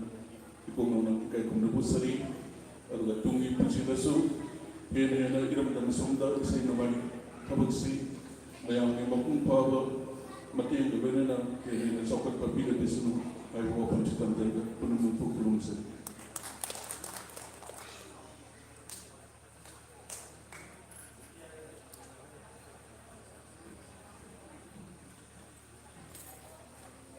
ꯑꯩꯈꯣꯏ ꯐꯣꯔꯃꯦꯜ ꯐꯪꯁꯟꯁꯤ ꯂꯣꯏꯁꯤꯟꯖꯔꯛꯂꯕꯅꯤ ꯊꯥꯒꯠ ꯋꯥꯍꯩ ꯊꯝꯖꯗ꯭ꯔꯤꯉꯩꯒꯤ ꯃꯥꯡꯑꯣꯏꯅꯅ ꯉꯁꯤꯒ ꯇꯦꯂꯦꯟ ꯍꯟꯇ ꯁꯔꯨꯛ ꯌꯥꯕꯤꯈꯤꯕ ꯑꯩꯈꯣꯏ ꯄꯥꯔꯇꯤꯁꯤꯄꯦꯟ 22 ꯑꯗꯨꯒꯤ ꯃꯅꯨꯡꯗꯒꯤ ꯇꯪꯈꯥꯏ ꯑꯃ ꯑꯩꯈꯣꯏꯅ ꯈꯪꯒꯠꯆꯔꯦ ꯃꯈꯥ ꯇꯥꯔꯛꯄ ꯑꯩꯈꯣꯏꯒꯤ ꯏꯁꯩ ꯅꯣꯡꯃꯥꯏꯒꯤ ꯀꯝꯄꯤꯇꯤꯁꯟꯁꯤꯡꯗ ꯁꯔꯨꯛ ꯌꯥꯕ ꯌꯥꯔꯒꯅꯤ ꯍꯥꯏꯕꯒꯤ ꯊꯥꯖꯕ ꯂꯩꯔꯕ ꯑꯗꯨꯒꯨꯝꯕ ꯉꯁꯤꯒꯤ कंपीटिटर नत्तबा पार्टिसिपेंट अखोई ngasiगीसे कंपीटिशन नचलेको फर्स्ट सेकंड थर्ड खंगदब नते मकोइद लेबा टैलेंट तौब ngamba मकोइ मतिक मयाइ चांग येजबनी अदुगुंबा सिंदुगी मरक्तगी तरानिथोइगी मनुंगा अखोइ तरामा कुनिथोइगी मनुंगा तरामा खंगचरे मथंग मनावगी नत्तबदा ꯑꯃꯨꯛꯇꯪ ꯂꯥꯞꯊꯣꯛꯆꯔꯛꯀꯦ ꯐꯥꯔꯁ ꯁꯦꯀꯦꯟꯗꯤ ꯅꯠꯇꯕꯗ ꯂꯟꯆꯦꯟꯕꯤ ꯇꯀꯦꯂꯝꯕꯝ ꯈꯦꯜꯖꯤꯠ ꯈꯨꯃꯟꯊꯦꯡ ꯁꯔꯃꯤꯌꯥ ꯌꯨꯉꯥꯝ ꯃꯦꯅꯀꯥ ꯑꯦꯟ ꯍꯦꯟꯊꯣꯏꯕꯤ ꯑꯊꯣꯏꯕꯤ ꯂꯥꯏꯁ꯭ꯔꯝ ꯈꯣꯡꯉꯥꯎꯖꯝ ꯔꯣꯁꯤꯇꯥ ꯀꯩꯁꯥꯝ ꯑꯟꯖꯨꯕꯂꯥ ꯂꯥꯏꯁ꯭ꯔꯝ ꯔꯦꯁꯇꯥꯐꯦꯟ ꯃꯌꯦꯡꯕꯝ ꯁꯥꯟꯇꯥ ꯑꯥꯔꯇꯤꯅꯥ ꯃꯌꯦꯡꯕꯝ ꯈꯨꯔꯥꯏꯖꯝ ꯔꯕꯤ ꯍꯥꯏꯔꯤꯕ ꯉꯁꯤ ꯁꯔꯨꯛ ꯌꯥꯕꯤꯈꯤꯕ ꯇꯦꯂꯦꯟ ꯍꯟꯇ ꯁꯔꯨꯛ ꯌꯥꯕꯤꯈꯤꯕ ꯃꯤꯑꯣꯏ ꯀꯨꯟꯅꯤꯊꯣꯏꯗꯨꯒꯤ ꯃꯅꯨꯡꯗ ꯍꯥꯏꯔꯤꯕ ꯃꯃꯤꯡ ꯂꯥꯎꯊꯣꯛꯆꯔꯤꯕ 12 ꯑꯁꯤ ꯑꯩꯈꯣꯏ ꯃꯈꯥ ꯇꯥꯔꯛꯄ ꯑꯃꯤꯠꯅꯆꯤꯡꯕꯕꯨ ꯑꯣꯏꯔꯣ ꯑꯣꯜ ꯃꯅꯤꯄꯨꯔꯤꯕꯨ ꯑꯣꯏꯔꯣ ꯏꯁꯩ ꯀꯝꯄꯤꯇꯤꯁꯟꯁꯤꯡꯗ ꯀꯩꯒꯨꯝꯕ ꯁꯔꯨꯛ ꯌꯥꯕꯤꯅꯤꯡꯕ ꯂꯩꯔꯒꯗꯤ ꯏꯔꯝꯗꯝ ꯁꯩꯁꯛꯄꯗꯧꯅ ꯃꯗꯨꯗ ꯑꯉꯝꯕ ꯃꯇꯦꯡ ꯄꯥꯡꯖꯒꯅꯤ ꯍꯥꯏꯕ ꯋꯥꯐꯝ ꯊꯝꯖꯔꯤ ꯂꯣꯏꯅꯅ ꯁ꯭ꯔꯤ ꯈꯣꯡꯉꯥꯎꯖꯝ ꯇꯣꯝꯕꯁꯤꯡ ꯍꯤꯌꯥꯡꯂꯝ ꯂꯩꯔꯤꯕꯅ ꯋꯥꯕꯒꯥꯏꯗ ꯂꯩꯔꯤꯕꯅ ꯂꯨꯄꯥ 500ꯒꯤ ꯃꯇꯦꯡ ꯑꯃꯁꯨ ꯄꯥꯡꯕꯤꯔꯝꯃꯤ ꯃꯁꯤꯒꯤꯗꯃꯛꯇ ꯊꯥꯒꯠꯆꯔꯤ ꯍꯧꯖꯤꯛꯇꯤ ꯉꯁꯤꯒꯤ ꯊꯥꯒꯠ ꯋꯥꯍꯩ ꯄꯤꯕꯤꯅꯅꯕꯒꯤꯗꯃꯛꯇ ꯑꯩꯒꯤ ꯏꯅꯥꯎ ꯏꯕꯨꯡꯉꯣ ꯄꯤꯀꯦꯟꯕꯨ ꯀꯧꯁꯤꯟꯖꯔꯤ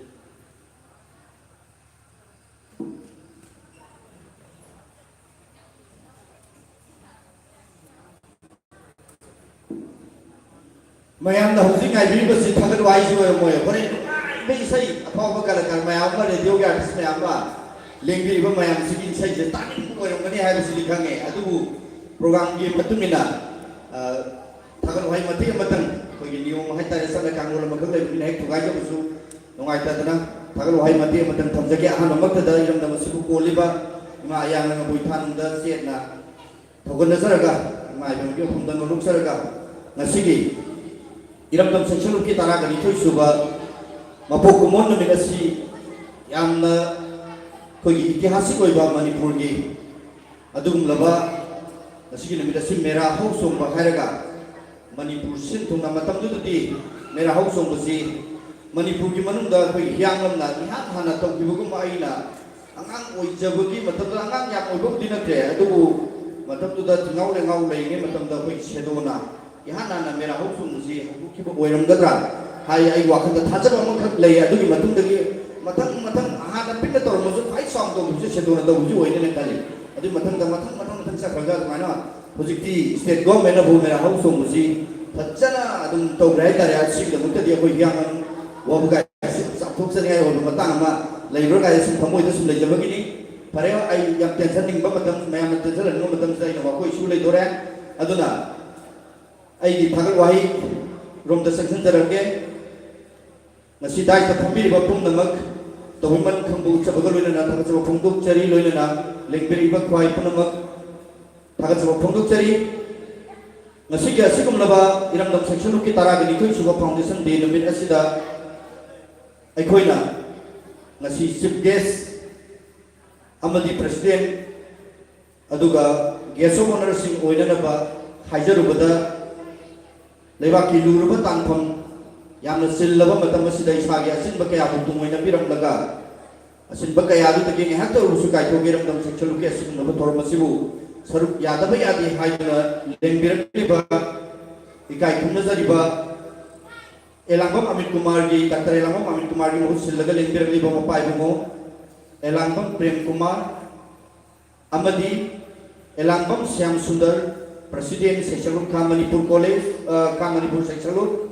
अदुगा W Vijendra Singh MFS chief finance officer director of health service Manipur Elangbam Jitendra Kumar Singh founder member millennium institute of science Imphal doctor Elangbam Kiran Singh senior medical officer Kakching M Tikendrajit Meitei assistant audit officer AG अमदी ngasi asumulaba thoromasibu mapung phan bidai bayadi haiduna lengbirliba invited sing loina ngasi thoromasibu mapung phan ba honabada achoba dai tamalobiba media gi silinau sing ngasi YouTube live tamangang sa Romeo aduga aikoi gi helam paugi ai gi maru loina ngasi sound gi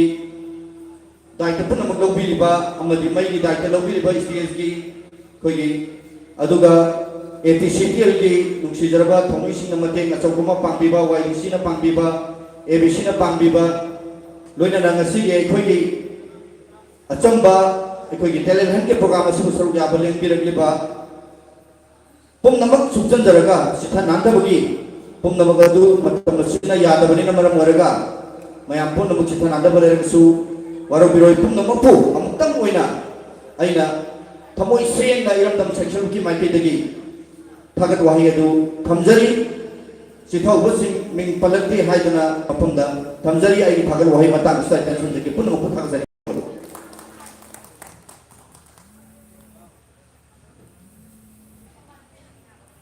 ngasi presiden ki area lobjer ga thorom masi promen function asi mata ngasi da loisin jere makha tawan sai no mai thorom niko ga hauba yana na ba akoi musician sing koi sommelin sin dir na nolong sen ngasi ki damak tani mayam puno makku makha taba thorom lomda mai osin bina na ba na hangachari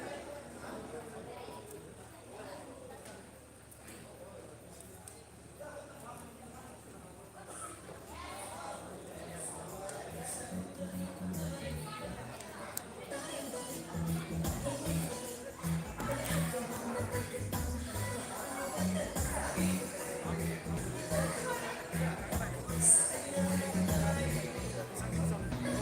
Ghiền Mì Gõ để không bỏ lỡ